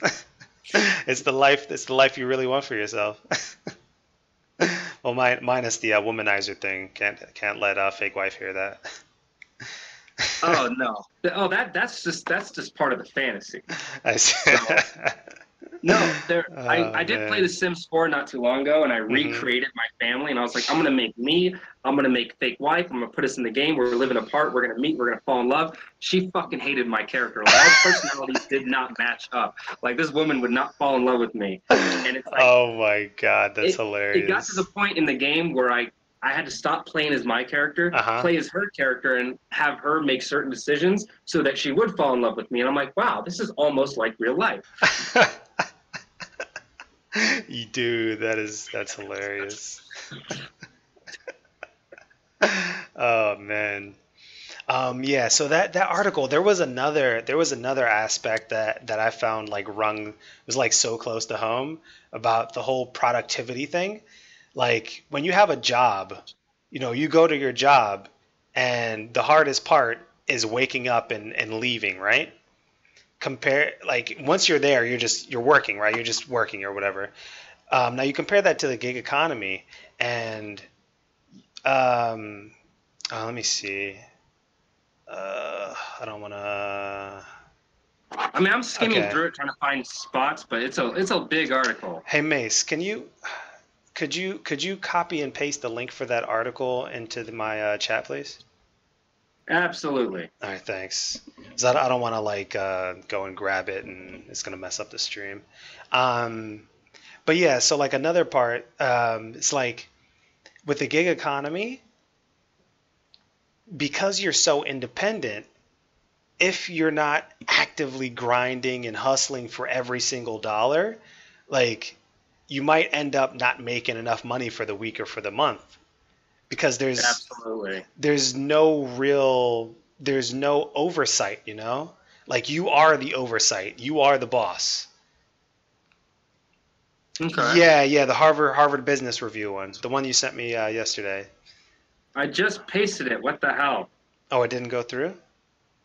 Oh, yeah, it's not letting me post the article. It's a link.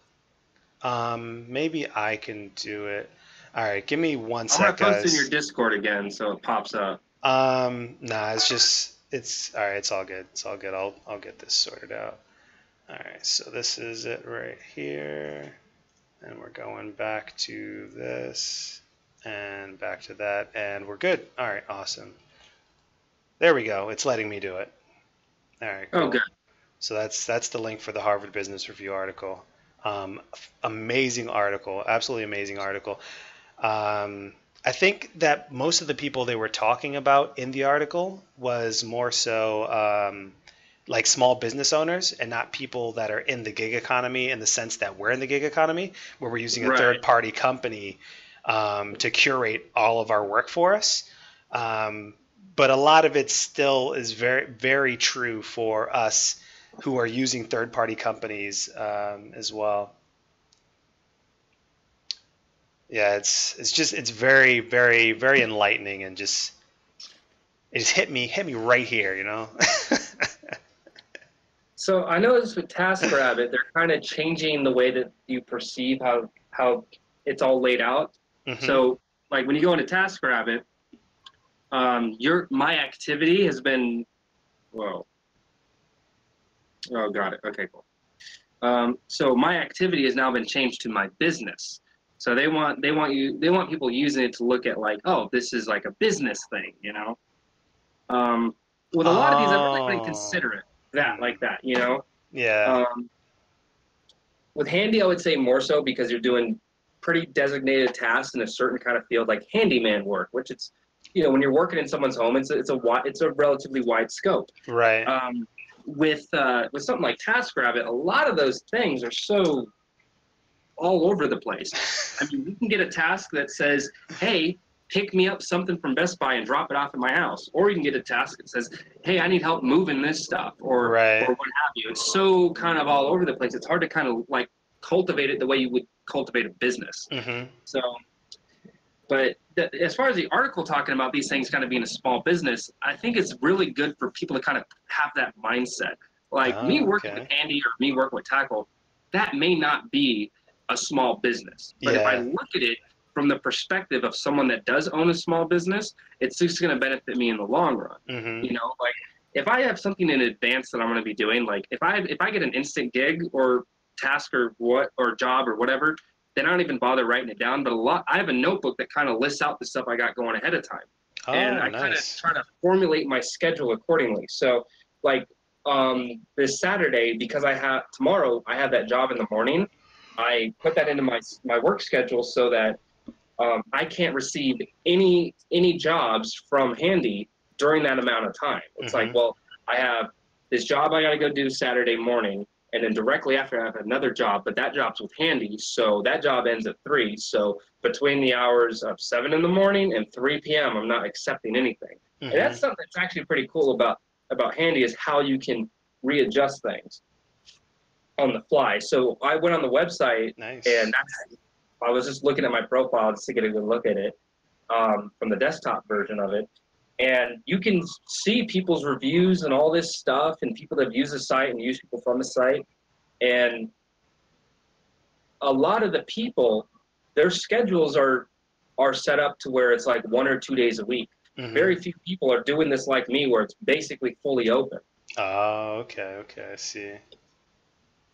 So I saw that someone in your chat had mentioned the whole side gig, side job, side hustle thing, you know? Yeah, that was Kent. One thing about your stream that I do want to go back and check it out later, the one from yesterday, where you talked about the side hustle versus, what was the title of that again? Yeah, it was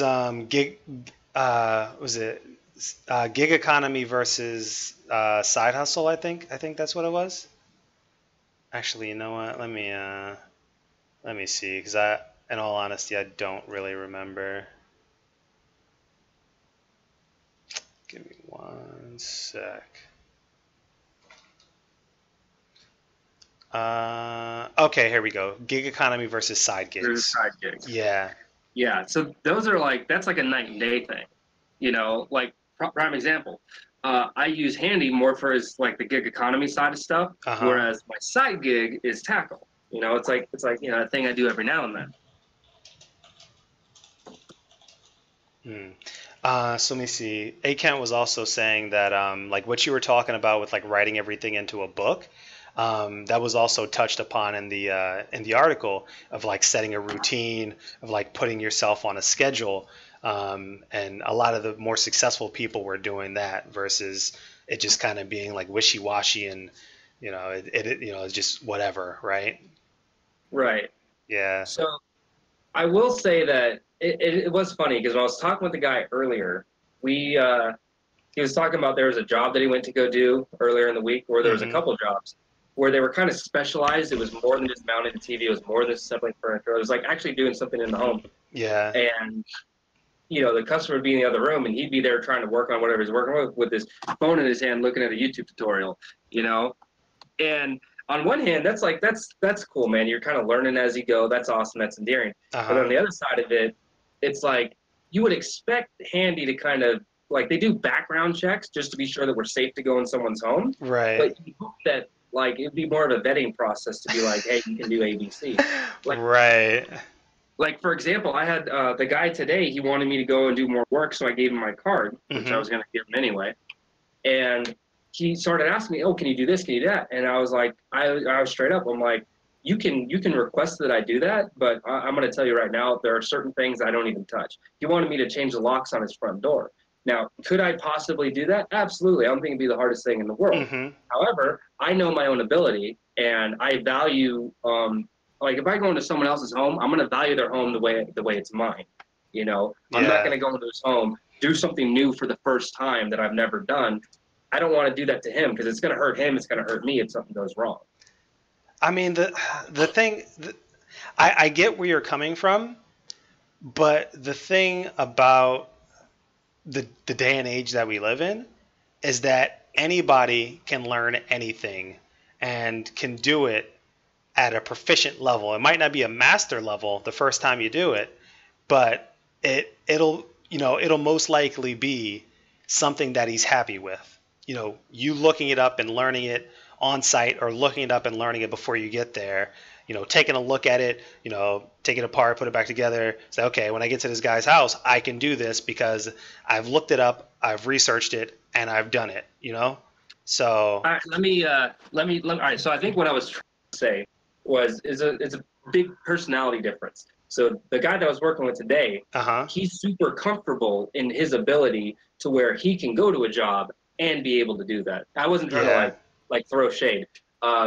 He can do that. Uh-huh. Me though, there are certain things that I'm just not comfortable personally doing. Okay. So, but I do know what you mean. Like, oh, I have this job. Let me double, triple check to make sure I'm good at it, right? Uh-huh. So there was a job where someone put in the notes hanging a TV above a fireplace, and I know how to hang TVs on studs, but how do I hang a TV where there's no studs because there's a fireplace there? You're hanging in the drywall. So I just went on and said, hey, how do you do it in this scenario? It's like, oh, put a few extra anchors, make sure it's secured up. Easy. Mm-hmm. So I totally get what you're saying right there. Yeah. We do live in the age of ease of access. So you're right. Mm-hmm. Anyone can basically learn anything. Yeah. And that's why in that video that I posted earlier, I'm telling people you need to jump on Handy. Like even if you jump on Handy and the only thing you do is furniture assembly, that's like the easiest thing in the world. And it's not going to take a super long amount of time. Right. Yeah, so A Kent's saying, I get it, Mace, know your limitations. So I guess I just want to put out there for people, like just in general, like viewers of GigStacker, viewers of Mace Valor, like if you're uncomfortable doing a particular job, let's say hanging a TV above, what is it, a fireplace? Fireplace. I completely get that because no matter how good you are, there's a safety concern there, right? Like, is this TV actually going to stay hanging here with no studs in 1 year, 2 years, 3 years if some little kid wants to run by and hang on it or something, right? But just in general, like with us being part of the gig economy, don't be uncomfortable. Don't be scared to try something new that you've never done before, because you never know. You might end up being really good at it. Like me, for example, I take Field Nation jobs that I've never done before. It's like I don't know it when I take it, but I'm going to figure the shit out by the time I get there. Whether that's me looking it up myself or me calling my brother who's done it before, who can walk me through it. So yeah, just don't be afraid. Don't be uncomfortable doing new things. There's a lot of good money out there where you can learn some new skills. Might even get some new tools out of it too. You never know. Yeah, that's the only thing that kind of sucks. Is there certain jobs that require certain tools, and it's like, what the hell? Yeah, yeah. Especially if you live in like an apartment, you don't have storage for every brand new tool that you're getting. Well, it's like with me, I can lock. I have a camper shell, so I can lock up the back of my truck. But I would be far more comfortable if I had a separate box that I could lock up in the back of the truck where I can store everything. But once again, Oh, I see. that's another one of those things where like, well, that costs money. Yeah. And so you kind of get what you need for the time being, and you get everything else down the road. Mm-hmm. So. Yes, sir. I feel you on that one. I've got like all my tools sitting in the back of my truck. Hopefully nobody can figure out where I live. There's a lot of freaking tools, dude. Oh, Yeah, fortunately shit. for me, I just have the one tool bag, and it's really simple. Oh, this is what I was. Why is he upset? He went into his closet and he got this stupid whole thing out, and he threw it on the ground and made a noise. Thank you. This is little Mace Valor right here. Baby Mace. Oh my god. Look at him. He's so cute. He wants to play with your phone. I don't want to throw it. Say hi, everybody. Hi, Baby Mace. He's the baby one. Yeah, he made a mess of his mom's picking up the pieces. Okay. So, oh yeah, so I'm about to hit 1,000 subs on YouTube. Oh yeah. Which, here, you want to go down, bud? Go ahead. So, getting close up on that. So Nice. excited! It's been a long time coming. So you gonna do anything special? Well, I didn't like verbatim say that I was gonna do it, but I was discussion about doing it. So one of the things that I want to do, not so much to garner more subscribers or anything, but just because I'm all about this gig economy thing. Mm-hmm. The way I've always structured my YouTube channel is that the money that I make from my YouTube channel is always gone back into YouTube.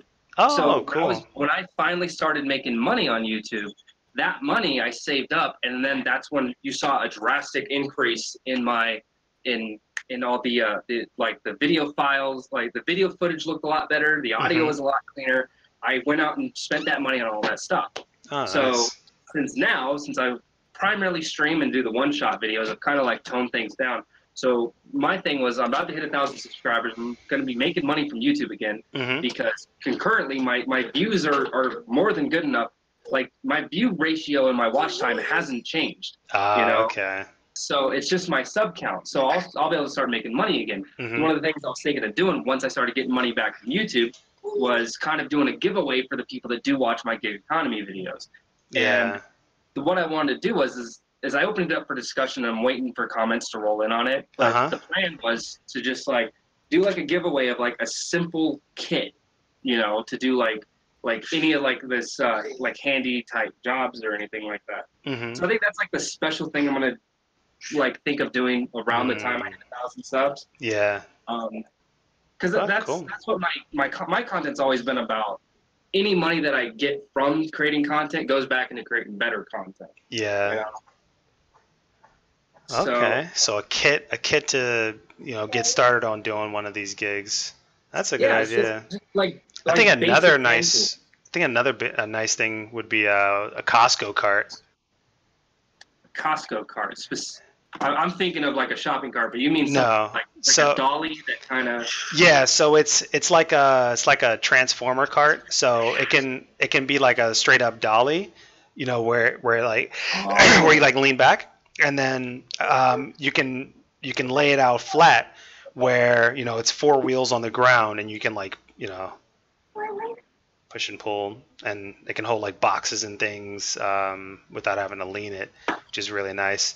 But yeah, I've been thinking about doing giveaways myself as well. I just couldn't figure what would be a good giveaway.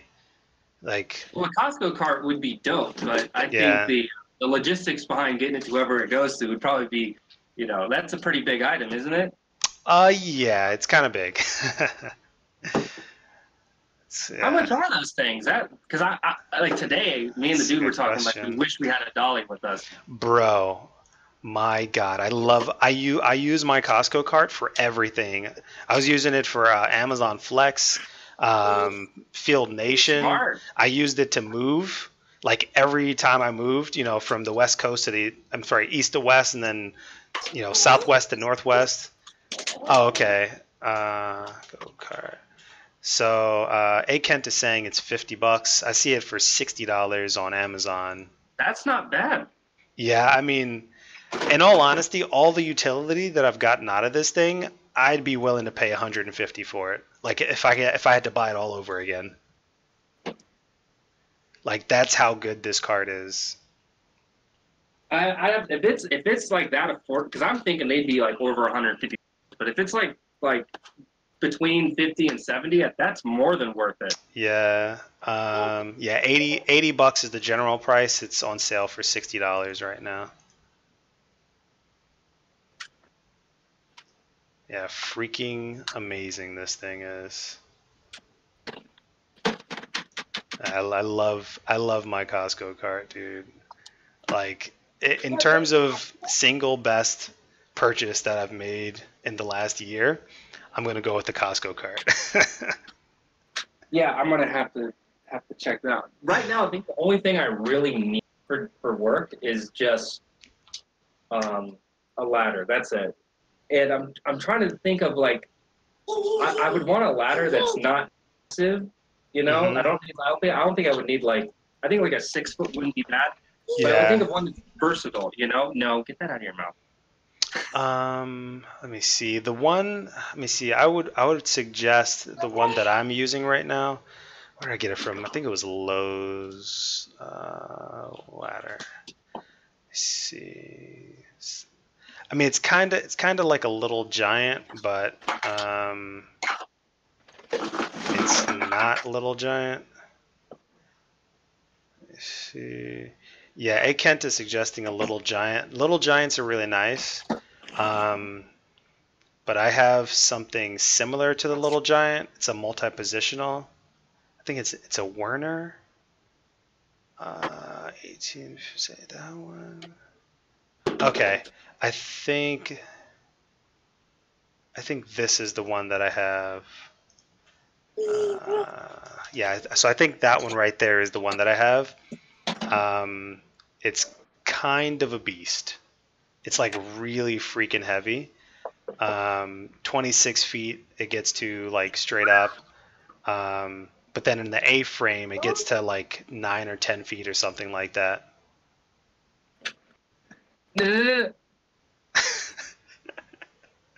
Yeah, you can touch anything except for that one button. Oh anything. My goodness. You can touch anything else. Uh-oh. Mace's son. Let me see. A Kent's saying 4 to 5 feet tall, but extends to 17 feet. Okay. What are you doing? You're gonna have kids one day, right, Gig? We'll see. We'll see. For most of my life I've been anti-kid, but we'll see. Just saying, if you ever do, I will pray for you. It's a blessing, but sometimes it's like. Oh yeah. Speaking of which, let me see. A Kent was saying, "Thank God for the gig economy, else Mace wouldn't be as flexible to do things like just come home and hang out with your son whenever you want." Oh no, there's no way. Yeah. Stuck on a job site with the a-hole coworkers. Oh. Ah. I'll tell you what though, man, I really miss my coworkers from IKEA, dude. You miss your what? My old coworkers from IKEA. Peekaboo. I miss. I mean, obviously I miss the people that I was in the army with, but Yeah.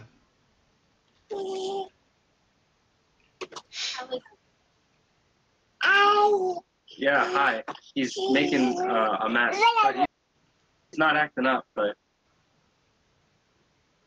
he's making the. What are all the? That's just garbage. No shit. Why is there like 50?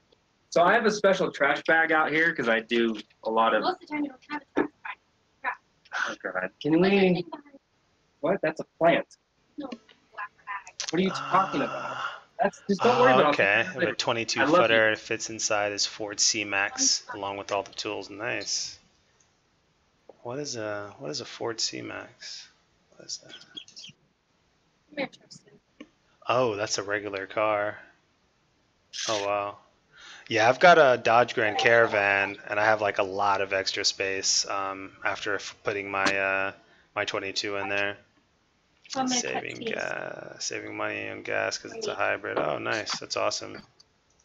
I just want my son, and then I'll leave. Yeah, I just I like this project that I'm on right now. It requires me to hold a lot of spare equipment, and so that's something that I wouldn't really be able to do with a regular car. So I've got like I said, the Dodge Grand Caravan, and it's really good for, this big project, or if I ever get any other really big projects on Field Nation. There's one company this is my second big project with them, and it seems at this point that I'm a preferred tech for them. So, and they get big projects, so I definitely want to hold on to this larger vehicle for getting work with these guys or anybody else in the future. I went outside the other day and I had a note on my windshield. Yeah. Someone wanted to buy my truck. Okay. And I didn't even bother calling the number on it. I was like, no, I'm not selling this thing, man. This is my money making machine. That's funny. A Kent's asking if there's anything out in Dallas. I've never looked. But yeah, I'll just let. Oh, sorry. Go ahead. Well, you cut out. What was this question? He was asking if there's anything out in Dallas. I don't feel comfortable sharing it on stream. I'll send you a message on Discord though. Yeah, I'll send you a message on Discord after the stream's over, of the name of the company. We don't want anyone else to know, but we'll hook you up. No, it's not like that. It's I think it's like something in the terms of service with Field Nation, where you're not supposed to talk about specific companies that you're working for, like either the buyers. Yeah, go ahead. We're not talking about anything. We're not talking about anything. No, I mean the yeah, like specific clients or buyers or whatever like that. But yeah, I don't mind sharing specifically with A-Kent. Is this company, man? They are legit, dude. Like they are above and beyond any other company I've ever worked with on Field Nation. There's a lot of shit buyers on there, and those I will not share their names either. But there's a lot of shit companies on there buying, man. Fucking no. Something else, dude. Mace, I need to get you on Field Nation, dude. I need to get you making some of this Field Nation money, man. Dude, I would be down for it, but I just don't. I remember when we first talked about it. I don't meet the qualifications for a lot of that shit. It's like you even mentioned earlier. It's stuff that would be relatively simple to learn, but it's like getting on board, starting that's its own endeavor. So yeah. Let me see. A Kent says, "Yo, Mace, what MOS were you? Was that military?" 92 Golf. Yep. Oh, okay. 92 Golf, which formerly back in the 90s, I believe 42 Bravo, but food service specialist. Nice. Which they actually this is the thing I hate about the military, is how they try to dress shit up. So now it's not, they don't refer to it as a food service specialist, it's a culinary specialist. It's like, dude, you're boiling shit in bags, man. Culinary, it's funny. A-Kent says he was 31U Camo Rat. Ooh, okay, so yeah, he'd be perfect for something like Field Nation. Okay. So what is that? What's a camo rat? Well, from my understanding of what they are, they deal a lot with communication. So setting up relays. Camos and communication. Oh, Yeah, okay. communications. Yeah. I see. So What's the rat stand for? rat. Yeah. Oh, we just give shit names and stuff. Like I was a 92 Golf, a food service specialist, so therefore I was a spoon. Or you have 11 Bravo, which is infantry. We called them 11 Bang Bangs. 11 Bang Bangs. Every Oh job my god. has, like, for example, like our supply sergeant, he was our drug dealer. You know, like. Oh my god, dude, that's hilarious. There was other MOSs. I don't remember the actual code from, but like, yeah. battalion level weapon specialist. So on certain like on each weapon that you have, personally you can only take it apart so far. And if there was a malfunction on it that required it to be taken apart further, you had to give it to the battalion weapons specialist. He was our arms dealer. No, wait, our armory guy was our arms dealer. He was our warlord because he would go further in depth on the equipment. Yeah. Every MOS had its own name. So that's funny, like, man. They don't have them anymore, but they used to have water purification specialists or whatever. Like they dealt with the transportation of water. Yeah. Now they used to be called the water dogs. They don't. They're all. They took the water dogs and they made them just truck drivers now. So, anyone can haul water. That's like whatever. So. Okay. Oh my god, dude. Oh, and our truck drivers. We called them so because they were distribution. Yeah. What else? Dude, you should have a stream with somebody that's been in the military. You guys just talk about your experiences. Too. Yeah, there's so much shit that we can talk about. I almost joined the Air Guard back in Maryland. But like I had like a medical procedure and they wanted like all my documentation from when I had this thing when I was like 12 years old. I'm just like, yeah, you guys are asking for too much. It's funny that you mentioned that. Yeah. Because when I got enlisted, right, they do want all your medical records and stuff. And my recruiter, they have to ask you if you had anything medical, like physical or mental in your entire life. Yeah. And I told them, like, well, I went to therapy when I was a kid and they put me on, medications when I was younger. I'm not on them anymore or anything. Mm-hmm. And so he pulled me aside and was like, we're just going to ignore all of that. And I was like, well, I mean, why? It's like, well, because if you bring it up, then we have to get all your medical records from every doctor that you've ever visited. And it's just a pain in the ass. If you just go through and just don't say anything, no one will know. Right. So when you go to basic, they're going to try to get information out of you. Like, oh, what did you not disclose to your recruiter? And they're going to do all this stuff. And it's going to come up in your background. It's not going to come up in your background. It's like, if you say, oh no, I've never had any medical issues or anything like that, right? Yeah. Then you're good to go. So it's like at first I thought that was kind of fucked up, right? Mm-hmm. It's like it's like I want to be honest and all this stuff. Right. But I don't know. It got me through the Army a lot quicker because it would have been months. It would have taken them months to go through all that information. Yeah. And then for you to go and track down each of those doctors to get the information from them, like it's just it's a fucking nightmare, dude. So you made the right call for sure. Because if I didn't say that, I would have been in. I'd probably still be in the Guard right now.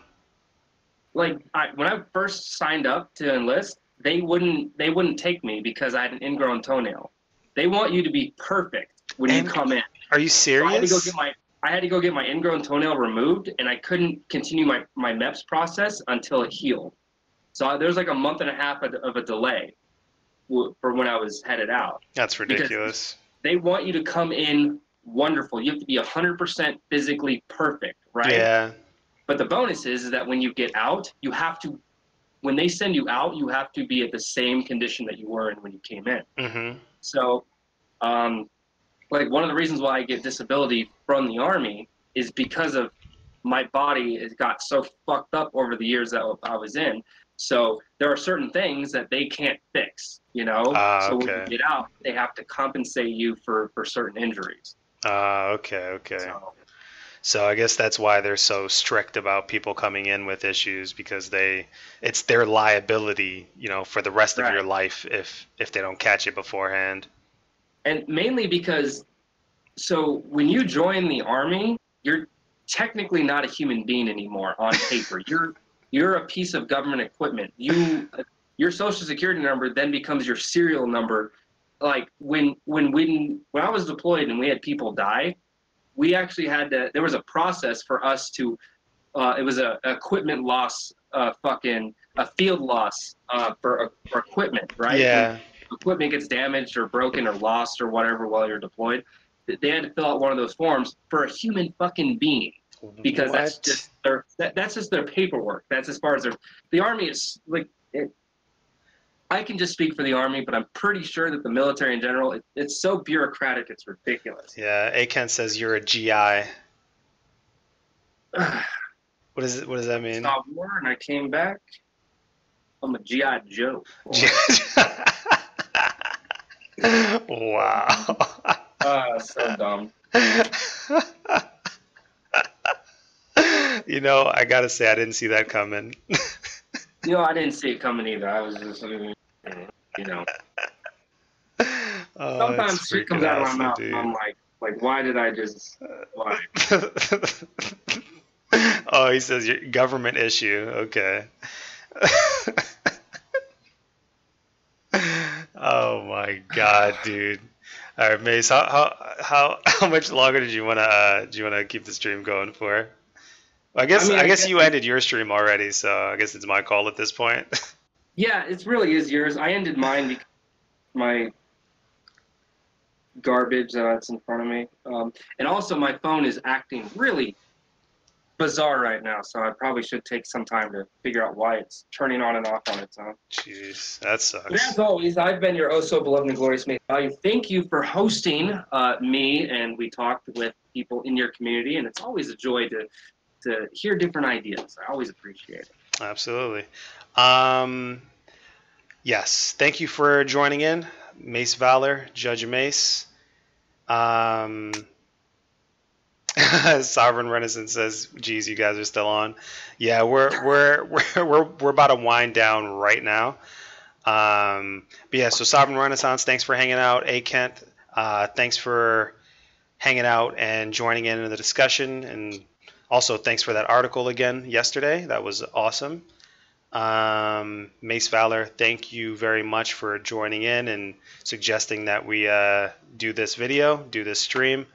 Everybody else that came and went, thank you very much. Appreciate every one of you guys, and we are going to go ahead and wind this bad boy down. Closing remarks. Does anyone have anything to say to me? Say it to my face. Say it with your chest. I guess closing remarks. I would say Handy seems really awesome. Takl seems a little less awesome. I'm interested in starting to get more Takl Handy jobs, since I'm already signed up for that. And I guess. Oh, sorry. Go ahead. No. Finish your thought, and then I had a question. And then after I get a little bit of experience with Handy, then I'll sign up for Takl after that. I'm not going to do them both at the same time, though. Sign up for two new at the same time. Yeah. What was your thought? All right. So I remember you had showed me that thing. Did you ever actually click on it to get the actual description of what you're supposed to do? There is no description. I can show you to you right now. It's kind of apps folder, Handy Pro. All right, give me one sec. What the hell? Oh, schedule. All right, there we go. So scheduled for the 16th, and so I'll show you what I see when I click on it. Do you see that? There's no description. $150. That's bizarre. There's literally no description. I think I might drop it, or maybe reach out to support beforehand or something. But I've got like 2 weeks before. I guess it's like a week at this point. But I don't know what the heck I'm supposed to be doing. Yeah, that's. I mean, there should be an option for you to message them, right? Yeah. There's a job support button. And when I click on job support, it says, what's the cancellation policy and cancel job? Those are the only two things. So, yeah, that's pretty That's awesome. weird. It doesn't. So it doesn't say. All it says is hanging pictures and shelves. That's it. No description. So if you go on top of it though, hold on. Let me open up mine real quick. Yeah, man, it's crazy, dude. Oh, So right near the name, there yeah. should be like a call or a message button. Nope. I mean, you can see from top to bottom. There's nothing. There's nothing Right. there. So I think what this is this particular job is requested by someone, right? So this was an actual like, hey, I need this done, blah blah blah, right? Because a lot of the ones I get, they're all automatic from someone doing it online or whatever, right? Yeah. But this is someone, they're not buying a product. It's like, oh, I have these things that need to be done in my house. Tip, tip, tip, tip. Oh, there we go. Yeah. Honestly, if I were you, I would at least reach out. You know, give it like reach out, see if they hit you back, and if they don't hit you back within a good enough window, then just X-nay it. Okay. I mean, yeah, I'll give that a try. But like the other really weird thing here is it doesn't give me an address. It's all of Redmond. It's like, what does that even mean? Like you see that, right? Like it's all of Redmond. I guess I'm gonna be driving around Redmond hanging picture frames for random people. No. You're gonna go to a location. It's just I've never seen it like that before. That's weird. And we're on the same operating system too. That's so weird. Yeah. I'm gonna have to call support or the customer or whoever. I don't know. It's weird. Let me see. Sovereign Renaissance was saying, why Takl GigStacker? Let me see. Takl is a gig. Takl, where you do like handyman type work. But yeah, so I'll be trying that one out after Handy. Mace, I think. Yes. We are still shutting down. Did you have any other closing remarks, or A. Kent or Sovereign Renaissance? Did either of you guys have any closing remarks or any, last questions for GigStacker or Mace Valor? Here's my closing remark. Yes, sir. Dance like it's the last song that will ever be played. Own your success. That's my closing remark. Wow. Okay. Dance like it's the last song that's ever been played.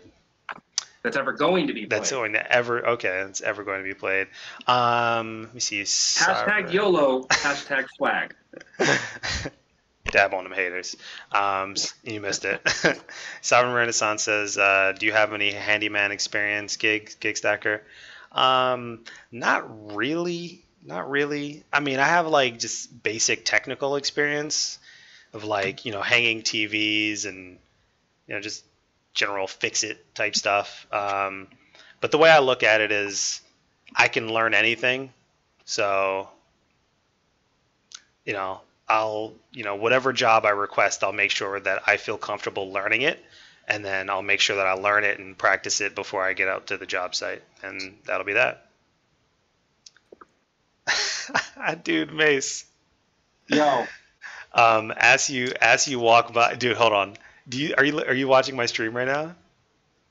Not the stream. Because I'm watching Discord. Because you can't see it on Discord, but I've green screened our entire stream, and so you can see stars through that bot. I was like, oh, well, he's going to talk. I'm going to water my plants before I go inside. Oh, my God. That's so awesome, dude. That is so awesome. Oh, my freaking God. Let me see. And Sovereign Renaissance says, where can I go to get experience for handyman jobs, GigStacker or Mace Valor? Well, I mean, for one, Handy, right? You could sign up for Handy.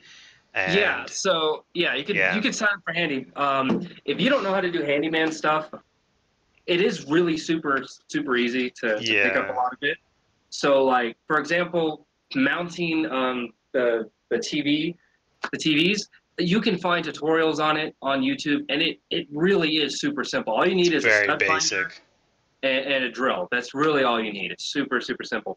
But if you were to at least get started with it and only accepted the jobs for furniture assembly, that's a good way to at least make a few dollars here and there, because like furniture assembly is like $40 a pop, right? Depending on the size of the furniture. So for like basic furniture, they slot you for 2 hours, so it's $20 an hour, so $40, right? And I even talked about this in my stream. The cool thing is about Handy is that most of the people that utilize Handy have a lot of exposable income. So, like I said, I've gotten tipped on more jobs than I haven't. So I've done 9 jobs total. I think there's only 2 jobs where I haven't been tipped. The smallest tip I got was a $5 bill. The largest tip I got was $30, and that was for a $40 project. So when you tally that all up, that's $70 for like an hour and a half of my time.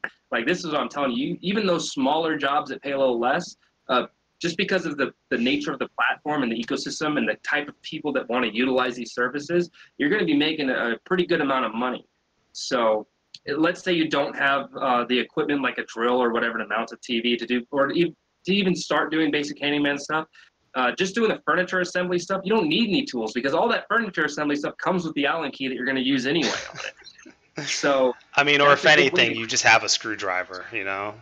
Yeah, it's a good way to kind of get yourself going. Yeah, definitely. At least have an 11-1, like a 9-1 or whatever. At least have one of those, just in case. Bare minimum, I would say.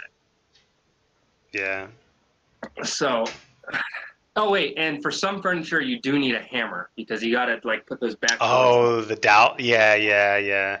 The nails for the backboard, and also sometimes there's wooden dowels that don't go in that easily by hand as well. Oh yeah, you gotta encourage them to tiny bit.